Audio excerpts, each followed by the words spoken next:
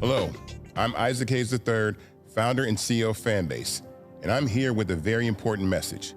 We are at a turning point in the Black community where we must have equity in the apps we use that scale to billions of dollars.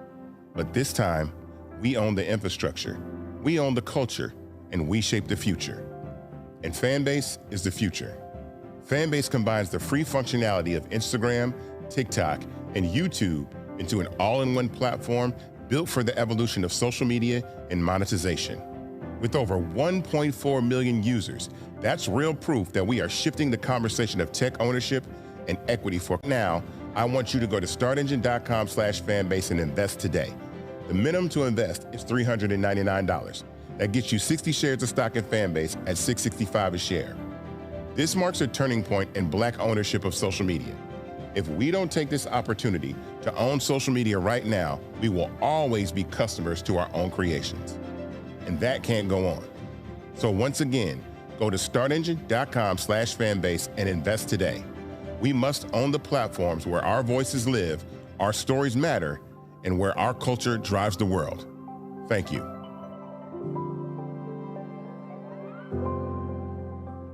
Folks, Black Start Network is here. Hold no punches. I'm real revolutionary right now.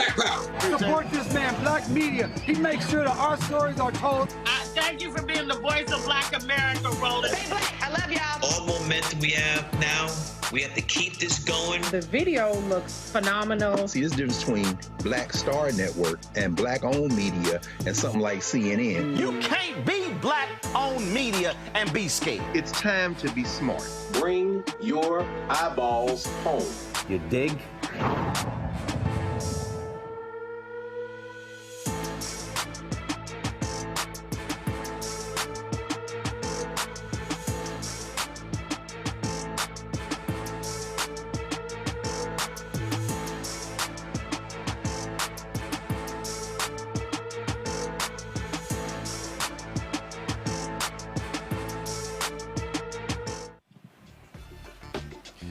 Folks, today's Tuesday, October 28, 2025, coming up on Roland Martin Unfiltered, streaming live on the Black Star Network. We are live at the George R. Brown Convention Center here in Houston, where Afrotech is holding their annual conference. We're broadcasting here for the next 2 days, talking about all sorts of things, tech as it relates to African Americans. Now, on today's show, Republicans are always trying to steal elections. In Maine, Republicans literally want to get rid of the voting from home. Seriously, most people in Maine are seniors. Folks there are fighting back. Also on today's show, why the right wing losing their mind, going crazy because of historically accurate comments made by the dad of Zohran Mamdani. Dr. Gerald Horn from the University of Houston will join us to talk about this very issue. Also on today's show, today marks day 28 of the government shutdown. Another vote in the Senate.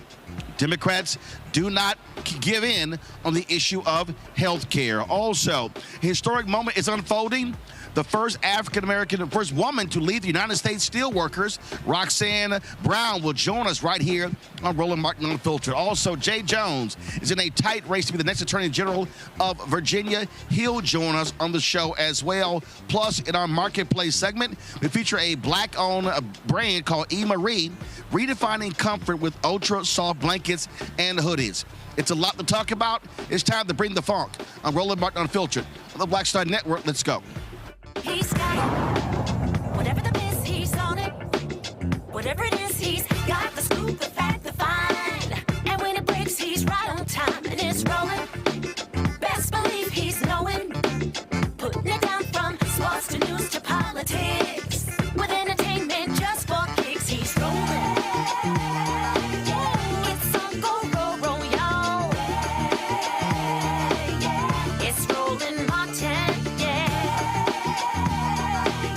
Rolling with Roland now. He's funky, he's fresh, he's real, the best, you know he's Roland Martin now.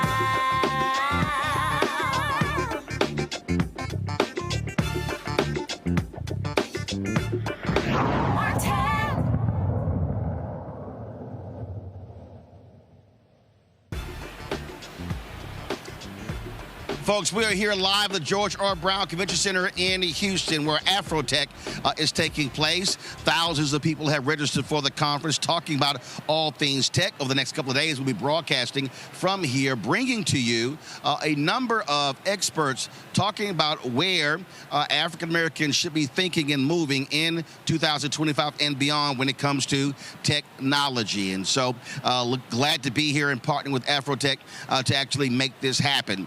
Let's talk about what's happening in the world of politics. Republicans continue their dastardly ways of trying to steal elections. In Maine, they are trying to get rid of absentee voting. Guess what? 61% of the people in Maine are elderly. So here's what they've decided to do. It's a question called Question 1, and they put together some 25 changes in the very issue. It includes requiring photo ID for everyone voting, eliminating Maine's ongoing popular absentee ballot list, banning ballot requests by phone, cutting 2 key absentee ballot request days, limiting ballot drop boxes to 1 per town, and banning towns from providing prepaid postage for returning ballots.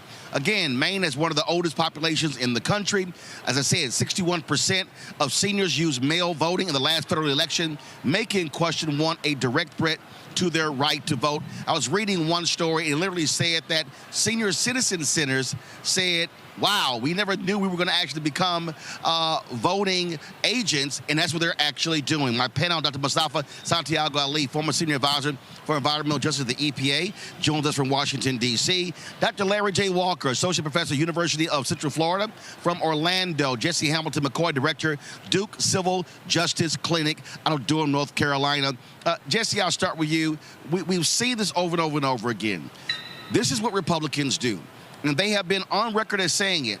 When they restrict the right to vote, they win. So for them, they publicly said, if you put photo ID in there, if you get rid of ballot drop boxes, if you shave days off when it comes to early voting, if you stop absentee ballot voting, they believe that they can win. They also are on the record as saying, when you expand access to the ballot, then they lose. So it's real clear. So when people run around talking about, oh, this is the right country, this is what happens when they restrict access to the ballot box. And it's very interesting that this is happening in Maine. You went through some of the statistics about the percentage of the population that are elderly.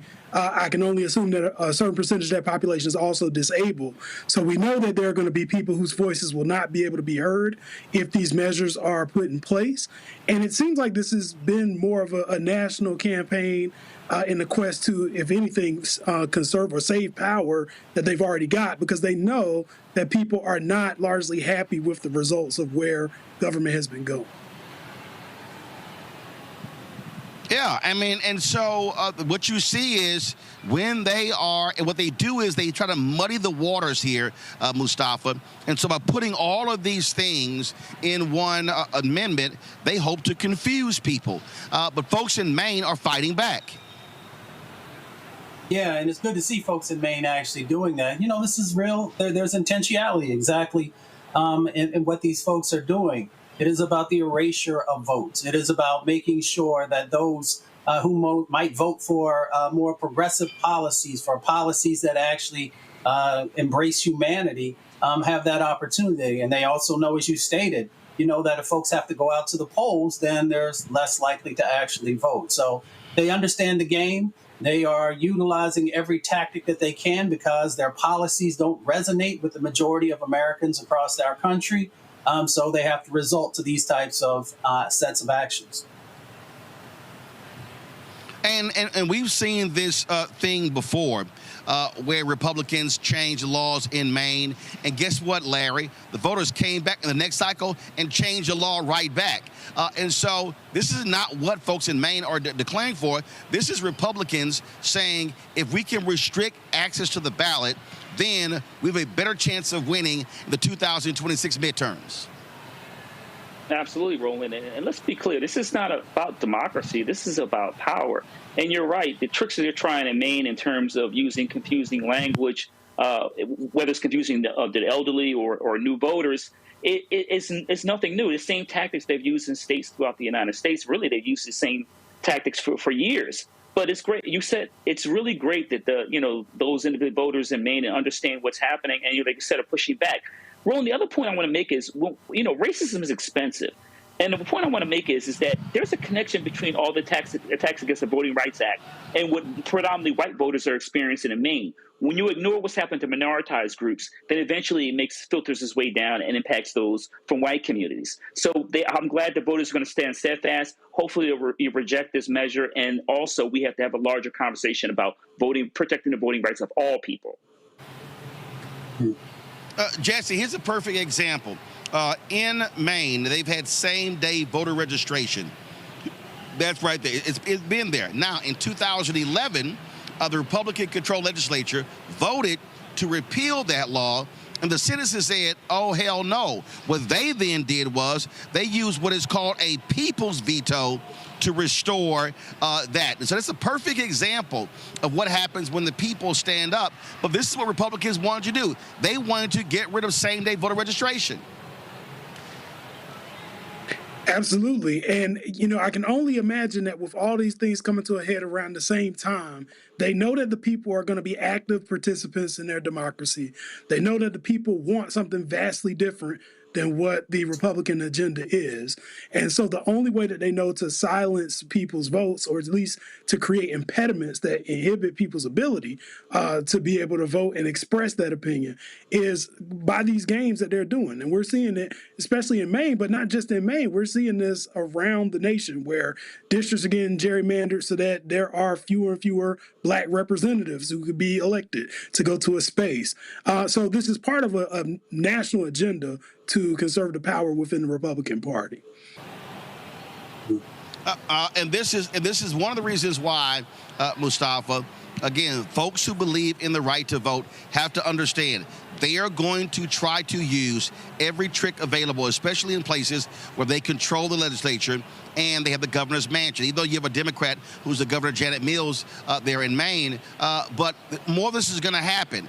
We need to be prepared for this. This is why we also tell people, when you do not vote, you make it easy for them to do these things. Yeah. And that message to everybody who sits on the couch, everybody who says there's no real reason for me to vote because nothing ever changes. Things change. And that's why you have to get engaged, because if you don't push back against these types of things, then they continue to ingrain these types of actions to limit the opportunities that you have. So everybody has to get engaged, but we also have to be authentic partners in this process. So no matter if you're in Georgia or if you're in Maine or if you're in Illinois or a number of locations across the country, this is why folks have to come together. And we have to make sure that we have a front that is stopping these types of actions, but that we're also standing up and supporting each other. So this is the moment. for you to make a decision. If you want to have a democracy that works for everyone, if you want to have the ability to actually go out and cast the vote for whomever you find most valuable, because if you don't get engaged, those opportunities are fading away every time they do one of these actions. And here's the thing here, Larry. They've been very clear. Paul Weyrich, who died several years ago, he was a founder of the Heritage Foundation. He was one of the founders of the Moral Majority. He gave this speech, 1981, 4 hours from here in Dallas, where he specifically said, we don't want everyone voting. Listen. No.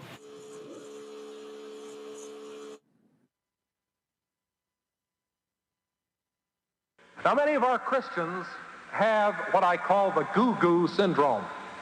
Good government. They want everybody to vote. I don't want everybody to vote. Elections are not won by a majority of people. They never have been from the beginning of our country, and they are not now. As a matter of fact, our leverage in the elections, quite candidly, goes up as the voting populace goes down.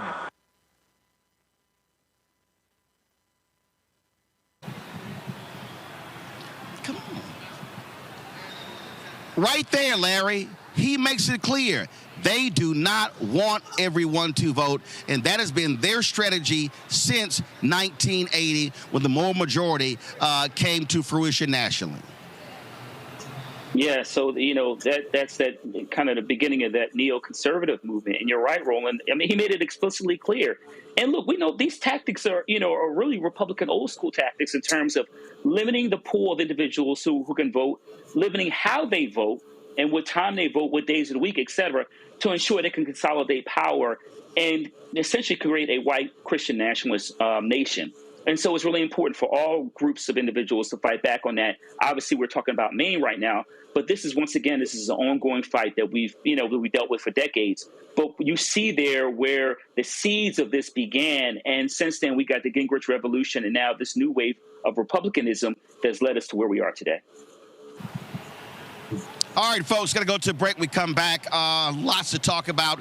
Jay Jones, running for Attorney General in Virginia, will join us right here on Roland Martin Unfiltered. Also, Dr. Gerald Horne will share some historical facts that the GOP does not like when it comes to racism, Nazis, Jim Crow, and Hitler. It's a lot we're going to be breaking down. We're broadcasting live from the George R. Brown Convention Center here in Houston, where Afrotech Conference is taking place. We'll be here for the rest of the week. Folks, you're watching Roland Martin Unfiltered right here on the Black Star Network.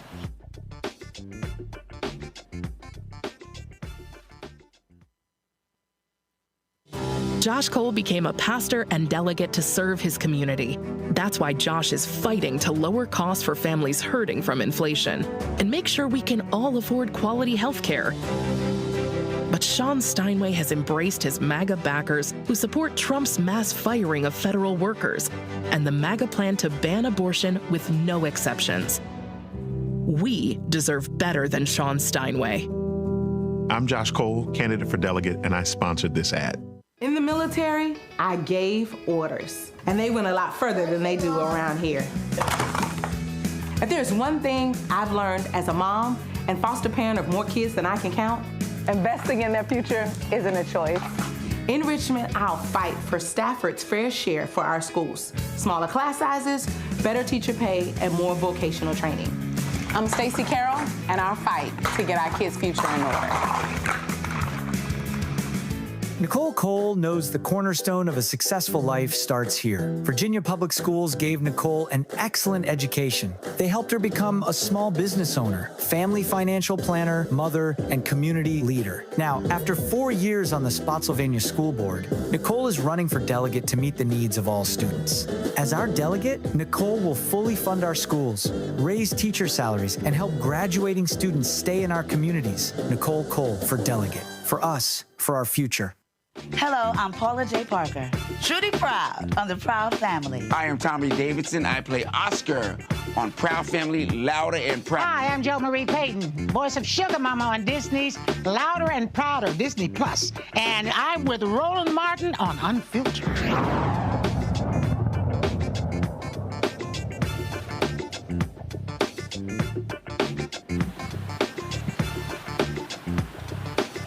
All right, folks, we are back. We are live.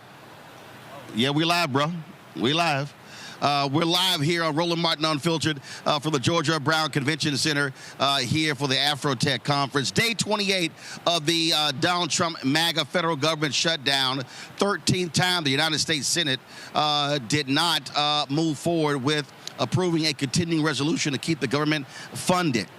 What we're seeing, Democratic leaders from 25 states in D.C., they're suing the Trump administration to stop food stamp benefits from being cut off. The USDA has announced it will not tap into a $6 billion backup fund, putting SNAP benefits for 42 million people at risk for the first time in 60 years.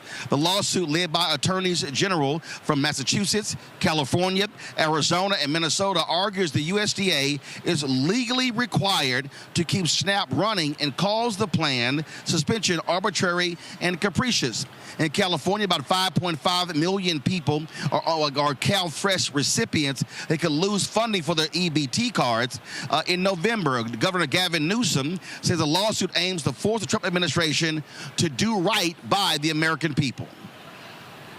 These guys need to stop the BS in Washington, D.C. They're sitting there in their prayer breakfasts. I mean, maybe they got an edited version of Donald Trump's Bible, and they edited all of that out. I mean, enough of this. Cruelty is the policy. That's what this is about. It's intentional cruelty, intentionally creating anxiety for millions and millions of people, 5.5 million here in our home state. So, again, our state of mind is pretty clear. We're going to win this lawsuit. All right, folks, let's go back to our panel. Mustafa Santiago Ali, also joined us by Larry Walker, Jesse Hamilton McCoy. Listen, Mustafa, we see what's going on here. Republicans, they don't give a damn about poor people. They don't give a damn about poor white people, poor white conservative people. This is about appealing to their base, pure and simple. That's what their strategy is. That might be what their strategy is, but it is a flawed strategy. You know, we've got, 40 million folks who benefit from being able to have SNAP. We know that about 2/3 of those are children. So you're sending a very clear message about, the soul of your party, really, because it is soulless. If you're allowing children to actually starve, if you're allowing the most vulnerable to not have the nutrition that they need to be able to just function. So I hope folks will actually unpack this, because whether you're from Appalachia or you're from the breadbasket in our country or you come from these urban centers, everyone will be impacted. And that's why you have to raise your voice. You have to let folks know what your set of expectations are. I've never met, in the thousands and thousands of places that I've been across this country, anyone who says that children should starve. Anyone that says that in the richest nation on the planet, that folks should not have the food that they need to be able to survive. So that's literally what we're dealing with. We don't have to wrap it up in pretty bows and that type of thing. We are making a decision between who lives and who dies in this country. And that's why, Larry, these people, they are not pro-life. They don't care if folks starve. They don't care if they don't die. And that's just simply their state of mind. They do not care. Yeah, they're more concerned about the top 1%. We saw that from the tax cut they got not too long ago.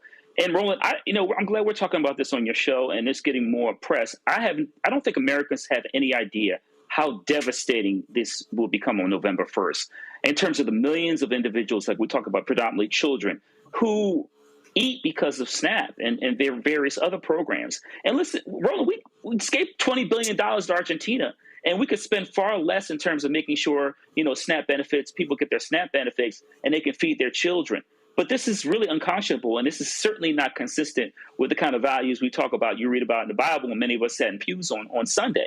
So the idea that doing this is legal, it makes no sense, considering we know USDA posted on their own, on their policies and procedures that they were supposed to responsible for continuing the fund SNAP benefits even during the shutdown. Jesse, I want to show you this tweet by this guy, Mike Davis. Mike Davis is a former chief counsel for nominations for the Senate Judiciary Committee. He was a law clerk for Supreme Court Justice Neil Gorsuch. He is a big-time right-winger. This is a tweet that he sent out a few days ago. He said, "We should only help people who can't help themselves. It's outrageous that 40 million people get food stamps. Get off your fat ghetto asses. Get a job. Stop reproducing. Change your shitty culture. Stop giving food stamps to immigrants. We don't want you here if you won't work." That right there, that sums up today's Republican Party as to how they feel about people who are on food stamps. And I think another thing that he is trying to do is he is trying to paint the narrative of who is actually receiving these benefits. And that narrative isn't consistent with what the data has shown. So we know that there are places where people are receiving benefits, but it may not necessarily be called SNAP, just like it may not necessarily be called Medicaid, right? We know that there are places where people who do not look like you or I are receiving these benefits, but yet his tweet gives off this connotation that somehow it's the other that is taking from them. It is Black people. It is people who are immigrants. It is people who are Latino. It's taking away. And I think the problem that we're getting ready to see in mass scale is that folks don't even know that they're going to be impacted by this because they feel like they're not the complexion for which this is going to devastate. I also believe that in many regards, a lot of people voted for this, right? This is what they voted for. They wanted to have a Trump administration 2.0. He was clear about his stance with, Project 2025. Even though he tried to distance himself, we knew what it was. This is clear. And so this was to be expected.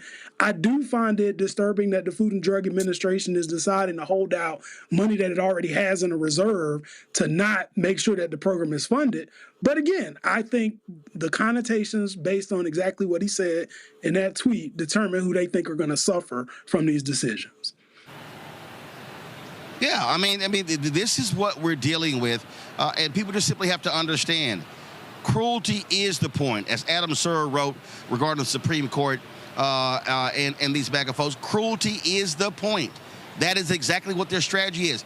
They do not care, and that's what they think. And you're right. There are more people who are on food stamps who are white than Black or Latino, but they know what media has done. It has created the perception over the last few decades, Mustafa, that when it comes to food stamps, it's Black people. When they say fat ghetto asses, they're not talking about that obese white woman in rural America. They are talking about Black people. Well, he needs to actually come with me on a tour, and I will take you throughout Appalachia. I'll take you through Western Pennsylvania and West Virginia and Southern Ohio and Eastern or Western Tennessee and Kentucky, and you will actually see the folks who are being the recipients of these benefits because we don't want them to starve either. We also got to understand in this moment, that this is also the working poor. So they make it sound like folks are sitting on their behinds. No, your whack policies have actually created a dynamic where people can't make enough money to survive. They can't make enough money to actually put food on the table for their families. So they have to have the federal government, and rightly so, because their tax dollars are there to be able to help to supplement what's going on. The other part that he doesn't talk about is the fact that people are about to lose their health insurance, or it's about to become so expensive that if your body is worn down because you don't have the nutrition that you need, now you can't even go to see a doctor for them to be able to help you along your journey as well. So their policies have compounding effects. Their policies are whack. Their policies are not helpful on the economic side of the equation because we understand with SNAP benefits, there's also an economic component. There are studies that have shown that it helps. For every dollar you invest, you get $1.25 or $1.50 back into the to the economic drivers in our country. So we need to just be very clear and don't allow these folks to continue this misinformation and disinformation and false narratives about who is the recipient or how those benefits actually help our country to be better. Absolutely. And so we'll be talking more about this here. Again, we are approaching that critical day, November 1st, where you're going to see a lot of this stuff change, and we'll see what happens. All right, folks, got to go to a break. We come back. A woman has never led the United States Steelworkers That's going to change come March. We'll talk to her next right here on Roland Martin Unfiltered on the Black Star Network. Folks, be sure to support the work that we do. We are here at the George R. Brown Convention Center at the Afrotech Conference. And, of course, we'll be here for the next couple of days.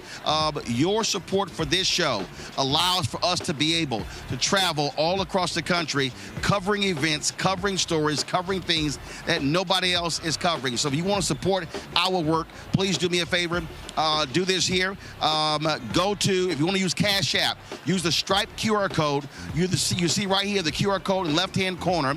Use that QR code for Cash App, credit cards as well. PayPal's R Martin Unfiltered. PayPal's R Martin Unfiltered. Venmo's RM Unfiltered. Zelle, Roland at RolandSMartin.com. Roland at RolandMartinUnfiltered.com. Checks and money orders. Make it payable to Roland Martin Unfiltered. P.O. Box 57196, Washington, D.C. 2003 7-0196. Back in a moment.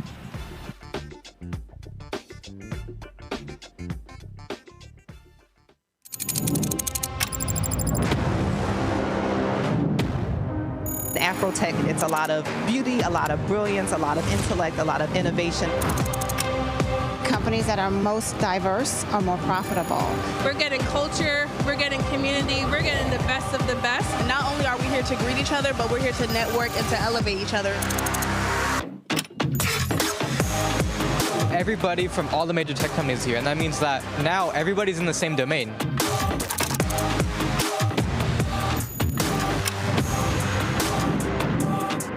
This is the premier event every year. This is really where we could take off. You can go fast by yourself, but we go farther together. This is where you're supposed to be.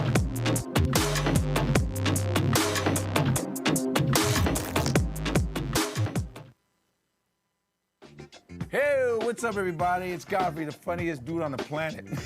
And you're watching Roland Martin Unfiltered.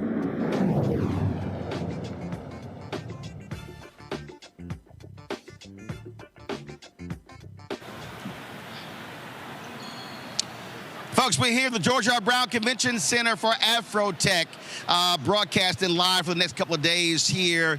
Looking forward to being here. All right, folks, for the first time in history, come March, a woman will lead the United States Steelworkers. Roxanne Brown will be sworn in as president. She currently serves as the union's international vice president at large, North America. She has long advocated for every employee. And, of course, the USW represents some 850,000 workers across America. Roxanne joins us right now. I'm glad to have you here on the show, Roxanne. Congratulations. Thank you so much, Roland. I really appreciate it. And thank you so much for having me on tonight. So for folks who don't understand how critical this is, I mean, let's just be honest. When you look at the history of steel workers, it's always been, presented as these big, burly men, working dirt all over their face with a lunch pail. So this idea that women are also steel workers could be a surprise to some people. That's right. It's a new day at the Steelworkers Union. And I think it's really important, actually, to the point that you just made, Roland, that we actually break down that narrative of what a steelworker looks like. I'm a steelworker. I'm a Black woman immigrant from Jamaica who is a proud member and leader of the Steelworkers Union. And it's not just me. There are tens of thousands of steelworkers who look like me, and thousands that share my background. So I'm just proud of our union. Proud that we're stepping into this moment where we break down the stereotype of what a steelworker looks like and where a steelworker works. How long have you been a steelworker, and how the heck did that happen? When did you decide to say, this is what I want to do? I'm going to age myself. I'm about almost 30 years with the Steelworkers. Next year will be my 27th year. And I started when I was just a babe. I was 19 years old, and I started in our Washington, D.C. office, our legislative and policy office in Washington, D.C. And I come from a labor family. My mom was in the nurses union. My aunt was a member of AFSCME, CSCA in New York. And so I come from a proud labor family, but I was privileged to be introduced to the Steelworkers at just a young age of 19. And the rest, as they say, is history. One of the things that we are seeing, obviously, we have seen the impact of foreign steel in this country. That was a huge merger that was very contentious very recently as well. And so give folk an understanding of this reality of how, and because people keep forgetting, people can yell America first all they want to, but we're operating in a global economy. And we're dealing now with serious competition. And so talk about what that impact has on U.S. steelworkers when you're talking about folks saying, hey, I can get cheaper steel elsewhere. All right. I appreciate that question, Roland. You know, every industrialized nation, every powerful nation needs to have a strong domestic industry, period. But certainly a strong domestic steel industry. And our union has fought for over 4 decades to ensure the strength of the domestic steel industry. We are not unopposed to competition. You know, we need to have competition at the global level, but we like fair rules in the global marketplace. And so what we have fought for over 4 decades is against unfair trade. We've and our members have dealt with unfair imports that have devastated, quite literally, the domestic steel industry and devastated communities all across this country. So our union has leaned into policies, trade policies that level the playing field, that allow steel companies to compete in the global marketplace, that allow our members to have their jobs now and into the future. And that allows there to actually be a domestic steel industry, not just in 2025, but well into the future. These are good family-sustaining jobs that have quite literally raised families for you know, almost 100 years in this country, and we want them to continue into the future. You referenced Nippon. I think that's what you're referring to is the Nippon U.S. Steel. Yes. You know, the Nippon's acquisition of U.S. Steel. Our union was not supportive of that acquisition because Nippon, unfortunately, is one of those companies that has engaged in unfair trade when it comes to their steel products coming into the United States, that has led to impacts on U.S. jobs. So we want companies that are committed to U.S. jobs, that are committed to U.S. industry, that are committed to having strong industry going into the future. And we did not believe that Nippon shared those values. Now they've acquired U.S. Steel. Now we go into bargaining with U.S. Steel and Nippon next year. They've made a discrete set of commitments, $11 billion into U.S. Steel facilities, and we're going to hold their feet to the fire. That is our charge going into next year. Labor's also at a very interesting point in that you just had the most pro-labor administration, I dare say, since FDR. Yes. And what you also are dealing with, you're dealing with, well, first of all, I'm going to deal with that issue before I talk about the next issue, the African-American influence with these unions. But how do you all explain to people, how do you navigate that? Because you have Donald Trump on the one hand, who loves talking about he cares for workers. There were a lot of steel workers who were standing behind him at rallies. There were a lot of Teamsters who were standing behind him at rallies. But when it came to saving the pensions of union workers, that was Democrats. Vice President Kamala Harris broke the tie. So how do you make the point, and let's be real clear, you got to put race on the table. How do you make the point to a lot of your white steel workers that, hey, you're actually in many cases voting against your own economic interests when you're voting for anti-union people?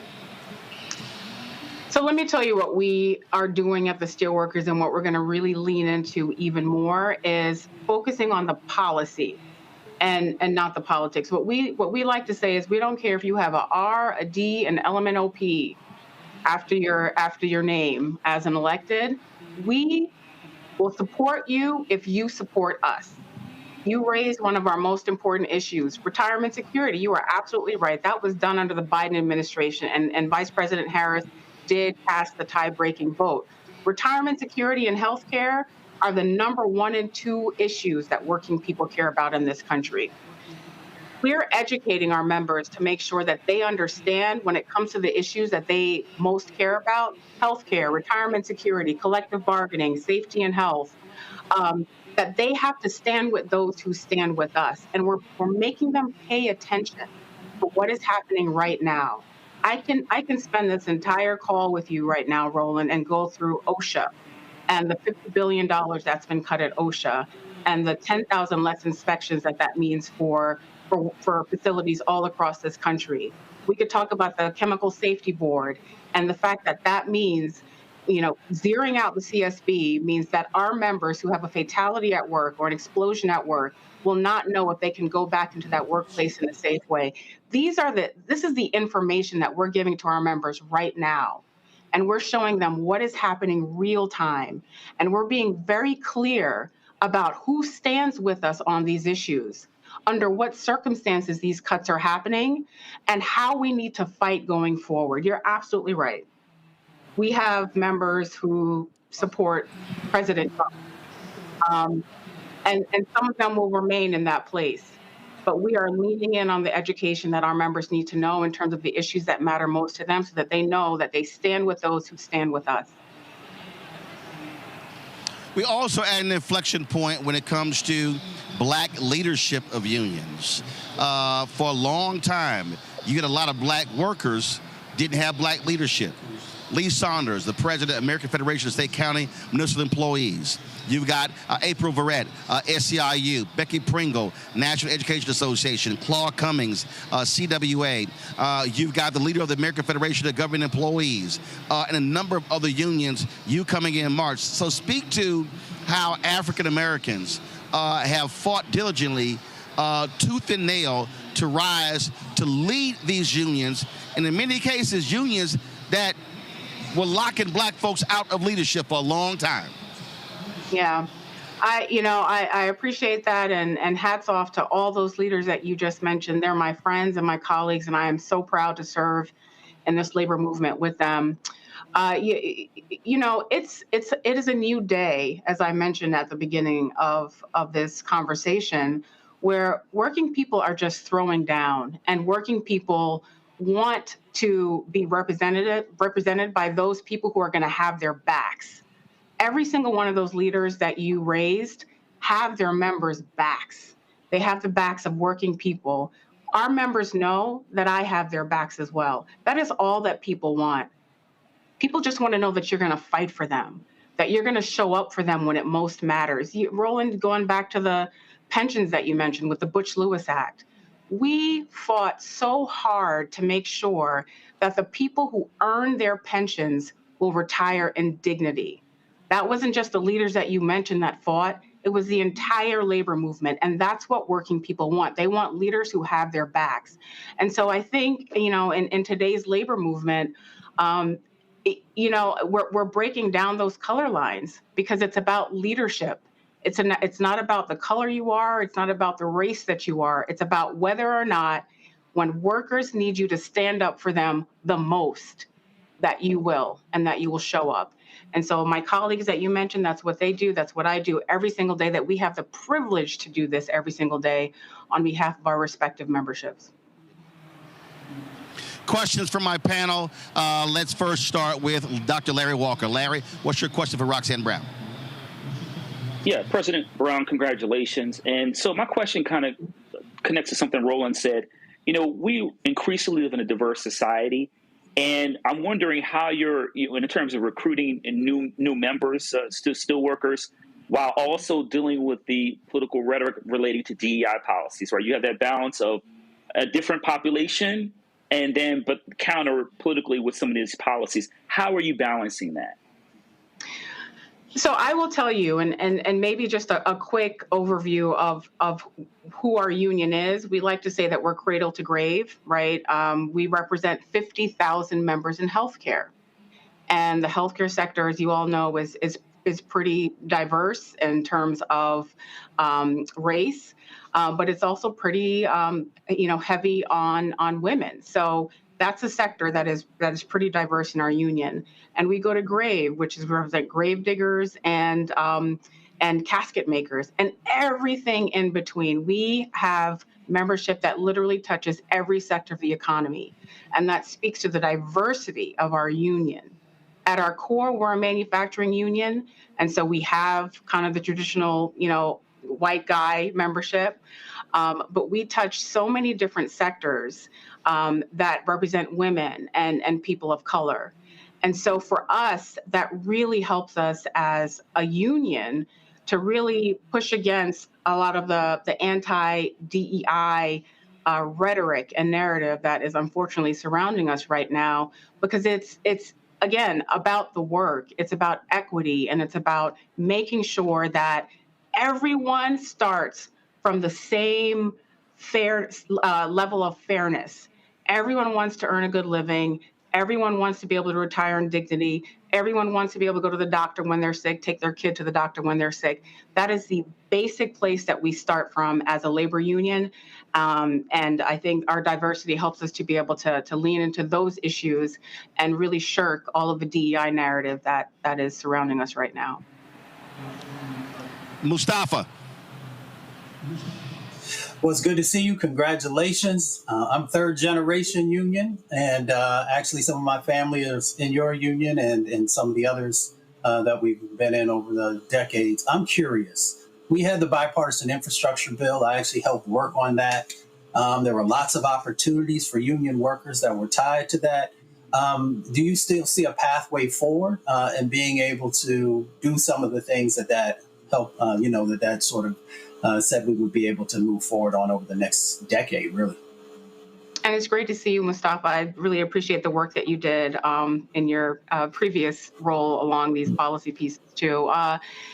The bipartisan infrastructure law, the CHIPS and Science Act, the Inflation Reduction Act, those were all really once in a generation type of policies. And as a policy person, I think any policy person that you talk to will say that just one of those bills was a once in a generation piece of policy. And the fact that we got three was just incredible and unheard of, and spoke to the possibilities of the U.S. economy and the possibilities for working people and job creation and job retention. So much of it has been rolled back, particularly the Inflation Reduction Act. And it's impossible to calculate what those losses and those rollbacks will mean, not just for America's workers and American industry, but communities all across this country. It is impossible to calculate. Can we regain some of what's been lost? I hope so. During this period. I hope so during this period. But I think the collective we who are focused on a future that we all want, that we're all fighting for, have to be prepared for how we are going to hit the ground running on the other side of this period. And what plan we have, not just to regain what we lost, but to make better, to build on top of what we had for a fleeting moment with these three pieces of policies, how we are going to make an economy that's even better than those bills would have served for this economy. So we have a lot of work ahead of us. We'll see what we can get during this period, and we'll work really hard to drive. But unfortunately, I think the losses will be impossible to calculate. Jesse.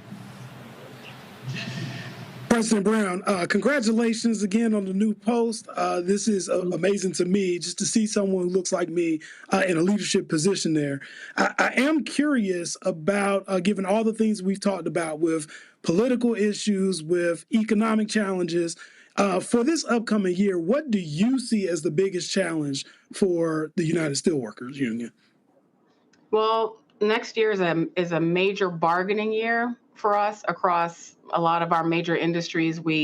From oil to aluminum to tires to pulp and paper to steel towards the late summer into the fall. So the financial uncertainty that has been created by this administration is going to make all those bargains very difficult, I think, because today is October 28th, 2025. We have no idea what the economy is going to look like in January when we start bargaining with the oil industry, much less, late summer when we start bargaining with the steel industry. So the biggest challenge for us is economic uncertainty as we go into bargaining with these major industries. Going into next year, that's our biggest challenge. All right, then. Well, again, Roxanne, congratulations. March, you'll be installed as president. How long is the term? 4 years. All right, then. Well, I look forward to meeting you in person, and certainly congratulations on this historic achievement. Thank you so much, and thanks so much for having me on tonight.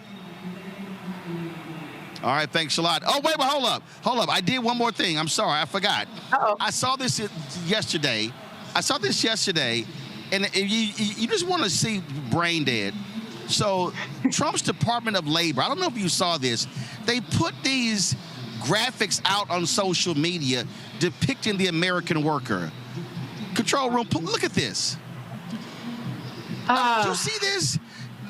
I see it. This is literally on the Twitter feed of the United States Department of Labor using these 1940s, 1950s images of all white people depicting the American worker. That is the America that they want, and that is the America that they're fighting so hard to regain. That is not the America that any of us subscribe to. That is not the America that exists, and that is not the America that we are going to accept. I will tell you, before I get off of here, our union is going to fight so hard to make sure that the America that we all know that we deserve, the America that my 8-year-old daughter deserves, is the America that we are going to win back. What they're doing right now is curating an America that they have longed for, but they are not facing the America that is today in 2025. And it is America that looks like me, a Black immigrant woman. This is America today. So that's what we're fighting for, Roland. I didn't see that. Thanks for, you got me all, you got me all hyped up. Well, I saw it, I pulled it, and I was like, wait a minute, hold up, let me bring it up. But when because Howard Bryant commented that on a tweet, and when I saw it, I sat there and said, you've got to be kidding me. But that's really what they're afraid of, because by 2039, the majority of the workers in America are going to be Black and people of color.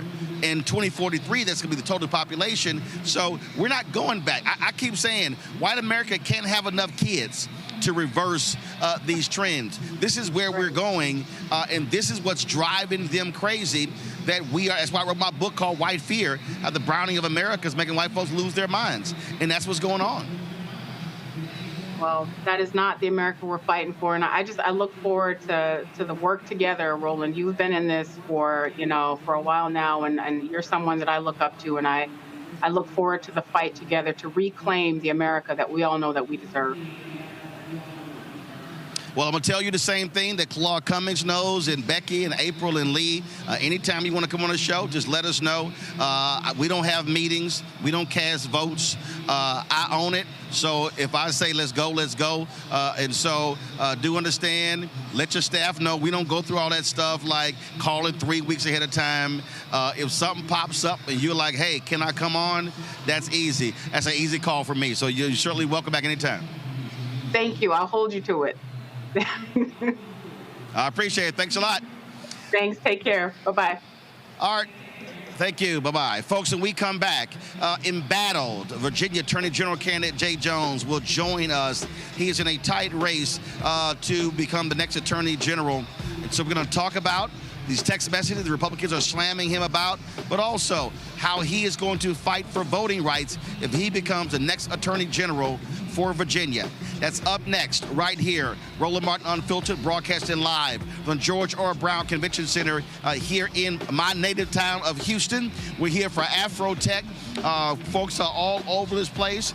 We're going to be broadcasting tomorrow, carrying several sessions live from the stage. Also doing a lot of interviews with different execs and inventors who are here at Afrotech. So we look forward to broadcasting here for the next couple of days. Again, you're watching Roland Martin Unfiltered right here on the Black Star Network. Back in a moment.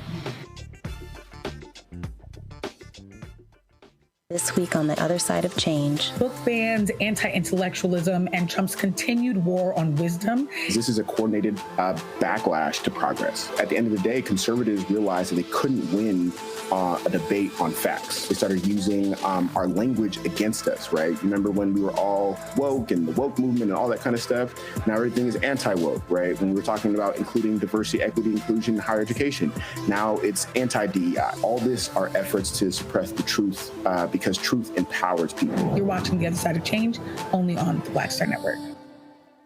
If in this country right now, you have people get up in the morning and the only thing they can think about is how many people they can hurt, and they got the power, that's the time for mourning. For better or worse, what makes America special, it's that legal system that's supposed to protect minorities from the tyranny of the majority. We are at a point of a moral emergency. We must raise a voice of outrage. We must raise a voice of compassion. And we must raise a voice of unity. We are not in a crisis of party versus party. We are in a crisis of civilization, a human rights crisis, and a crisis of democracy itself. And guess what? You've been chosen to make sure that those that would destroy, those that would hate, don't have the final say, and they don't ultimately win. Next on The Black Table with me, Greg Carr. Why the America we live in today is not what the founders intended or what they outlined in the Declaration of Independence and even the Constitution. Professor and author Kermit Roosevelt will join us to talk about his book, The Nation That Never Was. How history was misinterpreted, the intent and realities of America's beginnings, and missed a much better story in the process. So if you have to pick some group to marginalize, I think it should be the people who are against equality. That's next on The Black Table, right here on the Black Star Network. Carl Payne pretending to be Roland Martin. Holla! You ain't got to wear black and gold every damn place, okay? Ooh, I'm an alpha, yay. All right, you're 58 years old. It's over. And you are now watching Roland Martin Unfiltered. Uncut, unplugged, and undamn believable.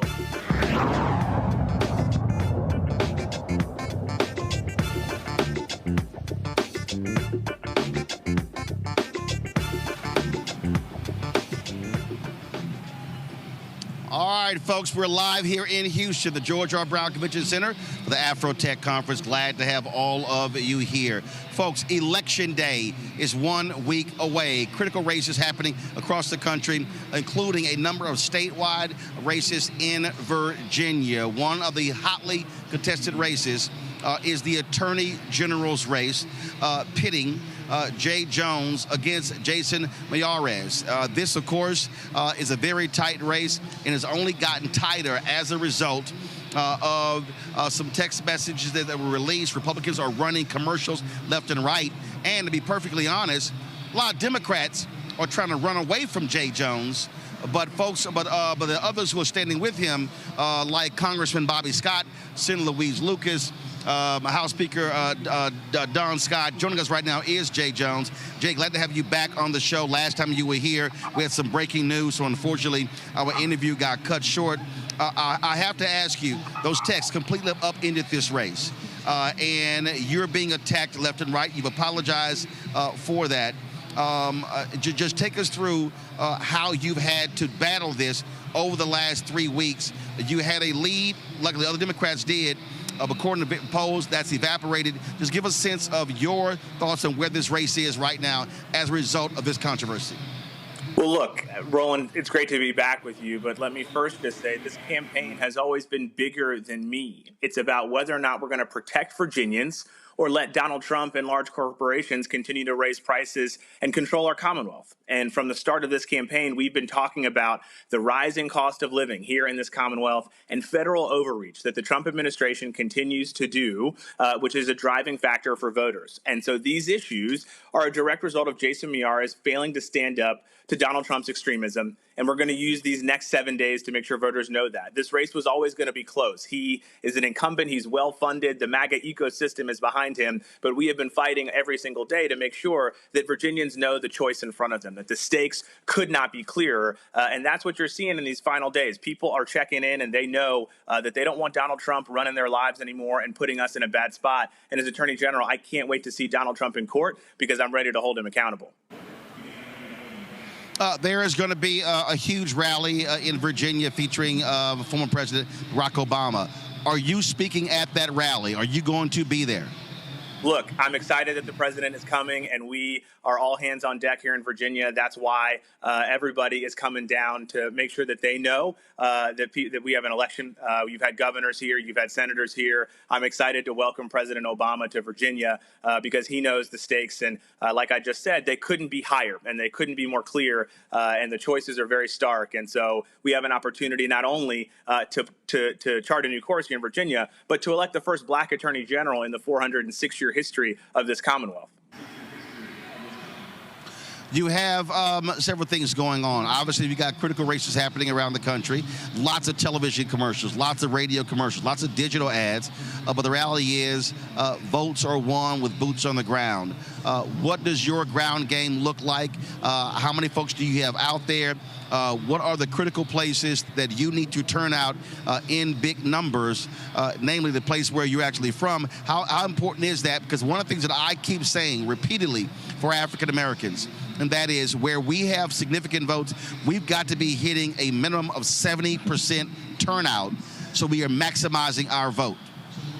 Well, look, our coordinated campaign here in this Commonwealth is the most robust and largest that we've ever seen, supporting candidates from top to bottom. And everybody knows that we have invested millions and millions of dollars to make sure that our turnout program is the best that we've ever seen here in Virginia. And so I'm excited to see this in practice, right? We have had early vote going on since the middle of September, and it ends on Saturday, November 1st. And then we've got Election Day next Tuesday. So this is going to be a critical push for us and a huge piece of the puzzle. I'm from Norfolk, Virginia.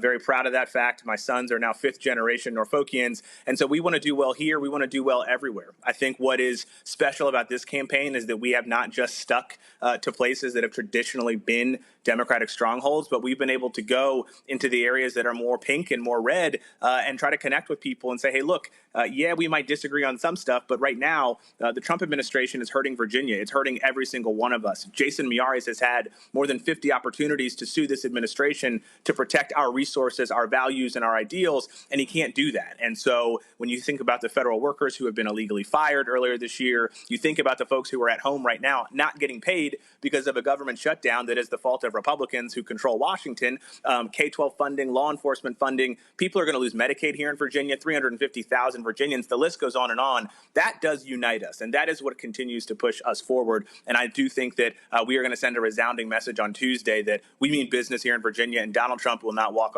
over us anymore.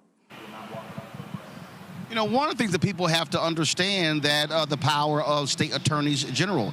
We actually saw that in Biden-Harris. It was Republican attorney generals that actually sued when it came to the student loan program. Earlier in the show, I talked about the lawsuit coming from Democrat attorney generals when it comes to the SNAP program. You got voting rights is an issue as well. Criminal justice, holding police accountable.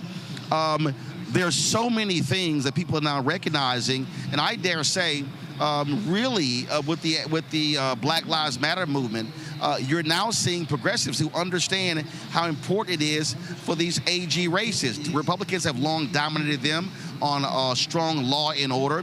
But now people are seeing how critical a state attorney general is. I'm born and raised in Houston. We're here in Texas. We got one of the stupidest, dumbest, most criminals as an AG, Ken Paxton. And unfortunately, he has used the power of the AG's office to go after Harris County when it comes to voting and so many different things along those lines. So a state attorney general is a hugely important position.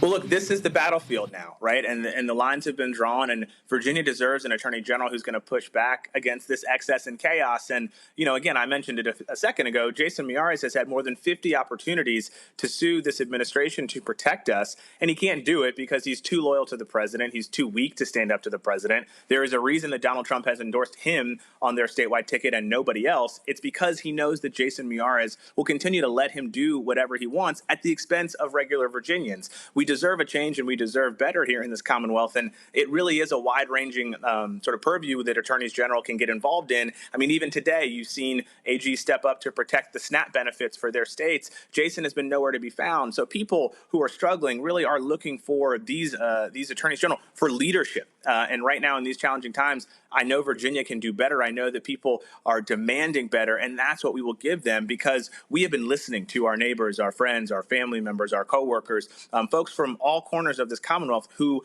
are desperate for protection from this excess and from this overreach, and who are going to attack the problems that we have here head on, lowering costs, keeping our communities safe, making sure that we protect our children, and on down the line, as opposed to doing what one person in Washington wants you to do.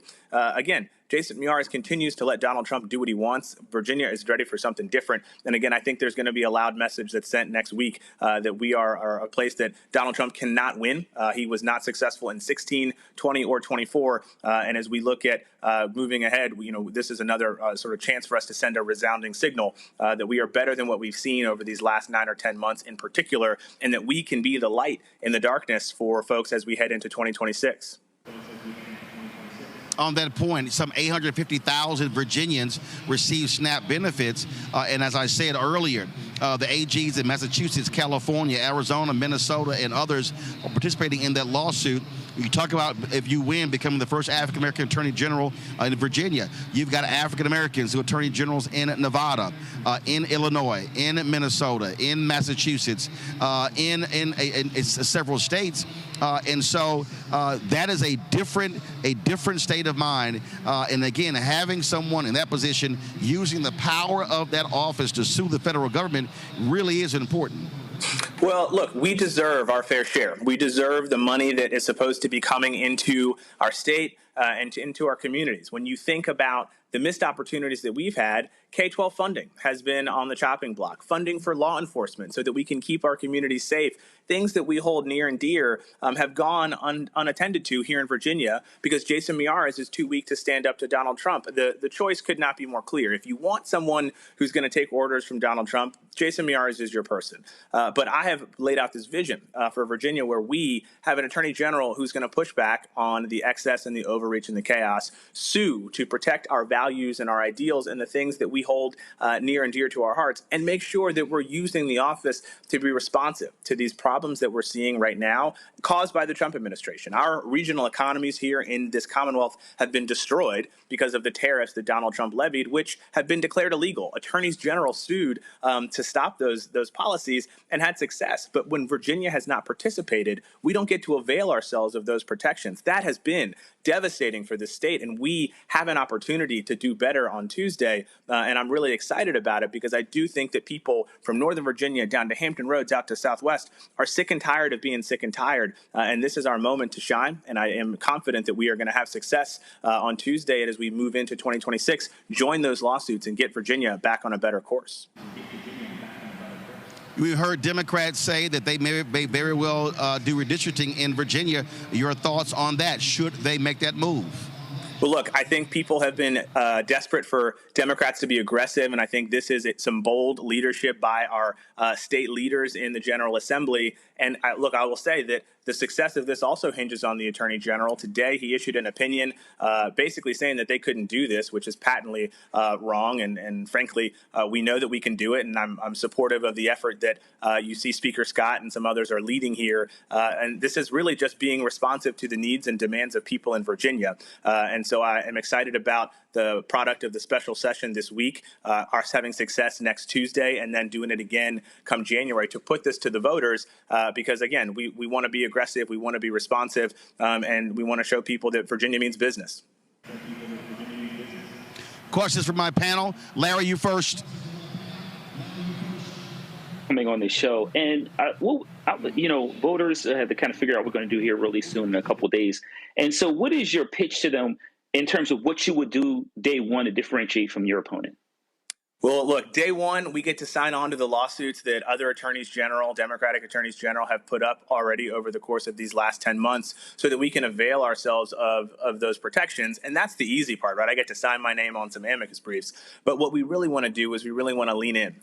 As we have moved around this Commonwealth, folks have continued to talk about how they are struggling from an economic standpoint. These tariffs have really hurt our regional economies here. People are feeling the squeeze, whether it be at the gas pump, at the grocery store, with their rent or their mortgages. The list goes on. And it's exactly why we put out a plan to lower costs here in Virginia, to root out corporate fraud, waste, and abuse, to hold those bad actors accountable who are jacking up prices unnecessarily, to go after the pharmaceutical industry, to lower costs for Virginians, and to make sure that we hold these corporate landlords accountable who are making it unaffordable for people to live.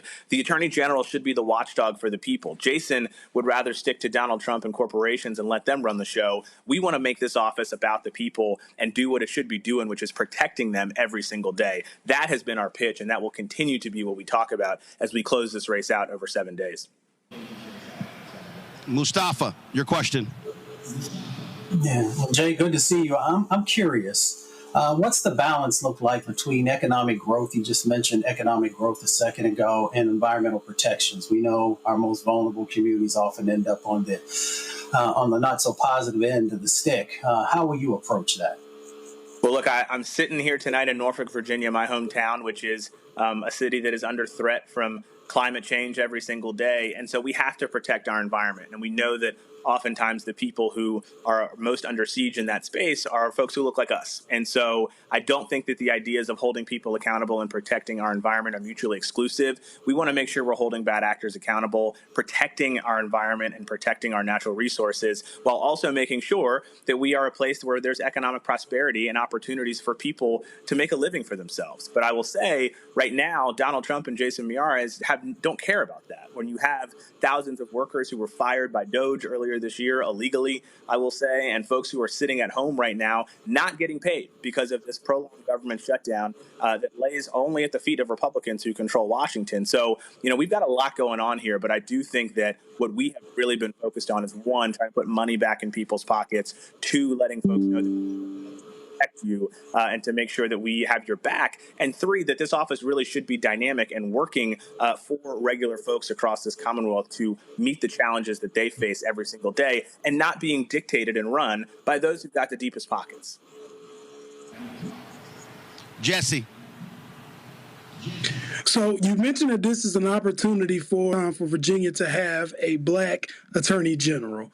And I'm just curious how your identity with that and such a big milestone, if successful, would influence maybe some of the stances that you may have to take when it comes to issues with policing in Virginia.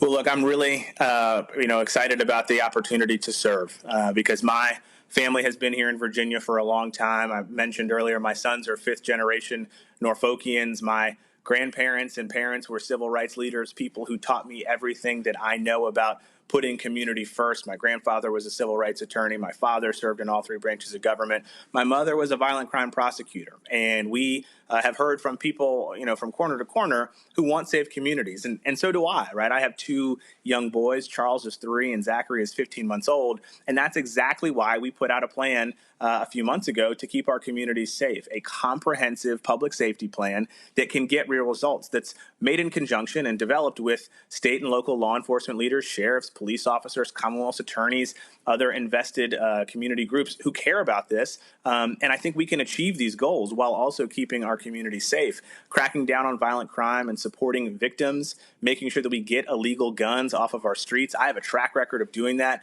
as an assistant attorney general, where we put the largest illegal ghost gun manufacturer out of business, and then keeping our kids safe, right, from the threats of abusers and predators and the folks who want to do them harm, and managing those threats that they're facing online too. And so those three key pillars, we're going to put that plan into practice and really meet the challenges that we see here in Virginia, knowing that my job is to enforce the laws and make sure that we keep everybody safe, because that's the most important job of any leader in Virginia, federal, state, local, or anywhere else too.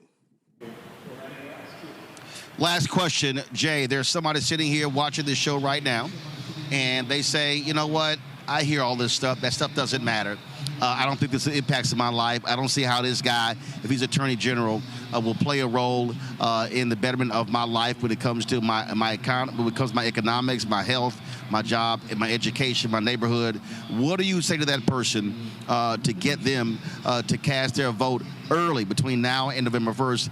Then, of course, if not, to vote on Election Day. That everything that is happening in your life runs through the Attorney General's office, whether it be your pocketbook, your family, your community, your children's school, all of it comes down to this office. We have such an incredible purview and the ability to use this office in an affirmative way. For the last 3.5 years, Jason Miyares has used it to serve Donald Trump, and he's used it to serve his friends with deep pockets who think that they run this Commonwealth. This office belongs to you, and my job is to return it to you and be a watchdog for you. Lowering your costs, making sure you can get prescription drugs at an affordable price, keeping your community safe, cracking down on the drug dealers and folks who do our children harm. This is what this job is about. It all matters. And if we don't have an attorney general to work for you, your attorney general is going to work for Donald Trump. And that has put Virginia in a bad spot. It has put thousands of Virginians at risk of losing their health care. It's put thousands of Virginians out of work. It's unacceptable, and we deserve better. And I hope to do that as the next Attorney General of Virginia. And so I'd ask for everybody's support between now and Saturday when early voting closes. And if you're going to vote on Election Day, please cast your ballot for the Democratic ticket from top to bottom, because we have plans to make your life better, to make sure that we protect you, and to make sure that we help you out in these really, really challenging times. All right, Jay Jones, we certainly appreciate it. Thank you so very much. Good luck. Thank you, sir. Talk to you soon. All right, folks, got to go to a break. We come back. We're going to give you an update in the Sonia Massey case. The jury now is deliberating the fate of the white former officer who shot and killed her in Illinois. We'll discuss that next. And also, the MAGA governor of Louisiana is going hard because he wants LSU to put a statue of Charlie Kirk on their campus. These people are sick and demented. You're watching Roland Martin Unfiltered on the Black Star Network.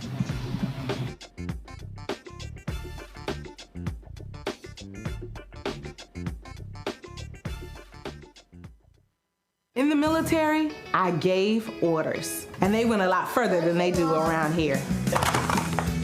If there's one thing I've learned as a mom and foster parent of more kids than I can count, investing in their future isn't a choice. In Richmond, I'll fight for Stafford's fair share for our schools. Smaller class sizes, better teacher pay, and more vocational training. I'm Stacey Carroll, and I'll fight to get our kids' future in order. Nicole Cole knows the cornerstone of a successful life starts here. Virginia Public Schools gave Nicole an excellent education. They helped her become a small business owner, family financial planner, mother, and community leader. Now, after 4 years on the Spotsylvania School Board, Nicole is running for delegate to meet the needs of all students. As our delegate, Nicole will fully fund our schools, raise teacher salaries, and help graduating students stay in our communities. Nicole Cole for delegate. For us, for our future. As a pastor, I hear a lot about trips to the doctor, bills piling up, jobs being lost.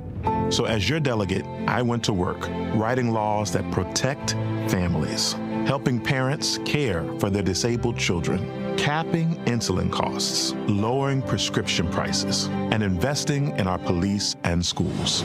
I'm Josh Cole, and as your delegate, I'm working to keep us strong and safe. Hey, I'm Mark Morial, President and CEO of the National Urban League, and I'm watching Roland Martin Unfiltered.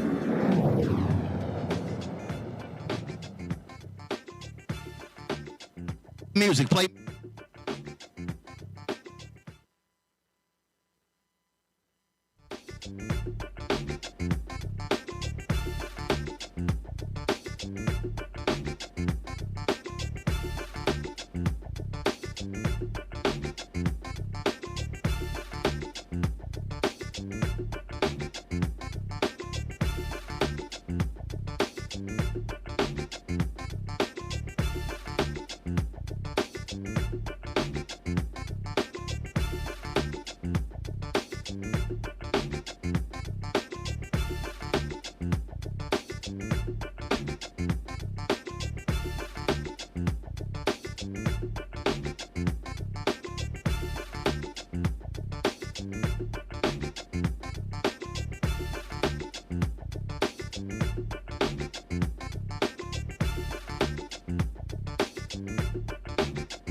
folks, we're here in Houston for the George R. Brown Convention Center, covering the Afrotech Conference. And so we're going to be live here tomorrow as well as Thursday. So going to have some great conversations taking place here. Folks, let's talk about what's happening in Illinois, where the jury now has the case. The police officer, the former deputy sheriff, who was, of course, indicted for shooting Sonia Massey, Sean Grayson, the former Sangamon County deputy, was charged with a total of 3 counts in connection with Massey's death: first-degree murder, aggravated battery with a firearm, and official misconduct. This is what the Assistant State's Attorney Mary Beth Rogers said. When you threaten to shoot someone in the face, and you do, that's first-degree murder. Also, the prosecutor said that Grayson was an absolute liar when he said that he had no choice to shoot Massey. The assistant state attorney said Grayson kept lying. He lied over and over and over. He lied on the stand when he said he attempted to turn on his body camera. Now, what's crazy is Grayson's partner had his body camera on and made it perfectly clear what happened here. The question now is, will this jury convict this thug former cop? You know, Jesse, it's critically important that this case go forward, and I really hope that this nearly all-white jury does the right thing, because that's exactly what this cop did. He flat out shot Sonia Massey in cold blood, lied to say his life was threatened when there was a significant distance between him and Massey. He lied on the stand saying she threw a pot at him. She never threw the pot at him whatsoever. In fact, she ducked down behind the counter, covered her face with a red oven mitt, and he still shot her 3 times in the face.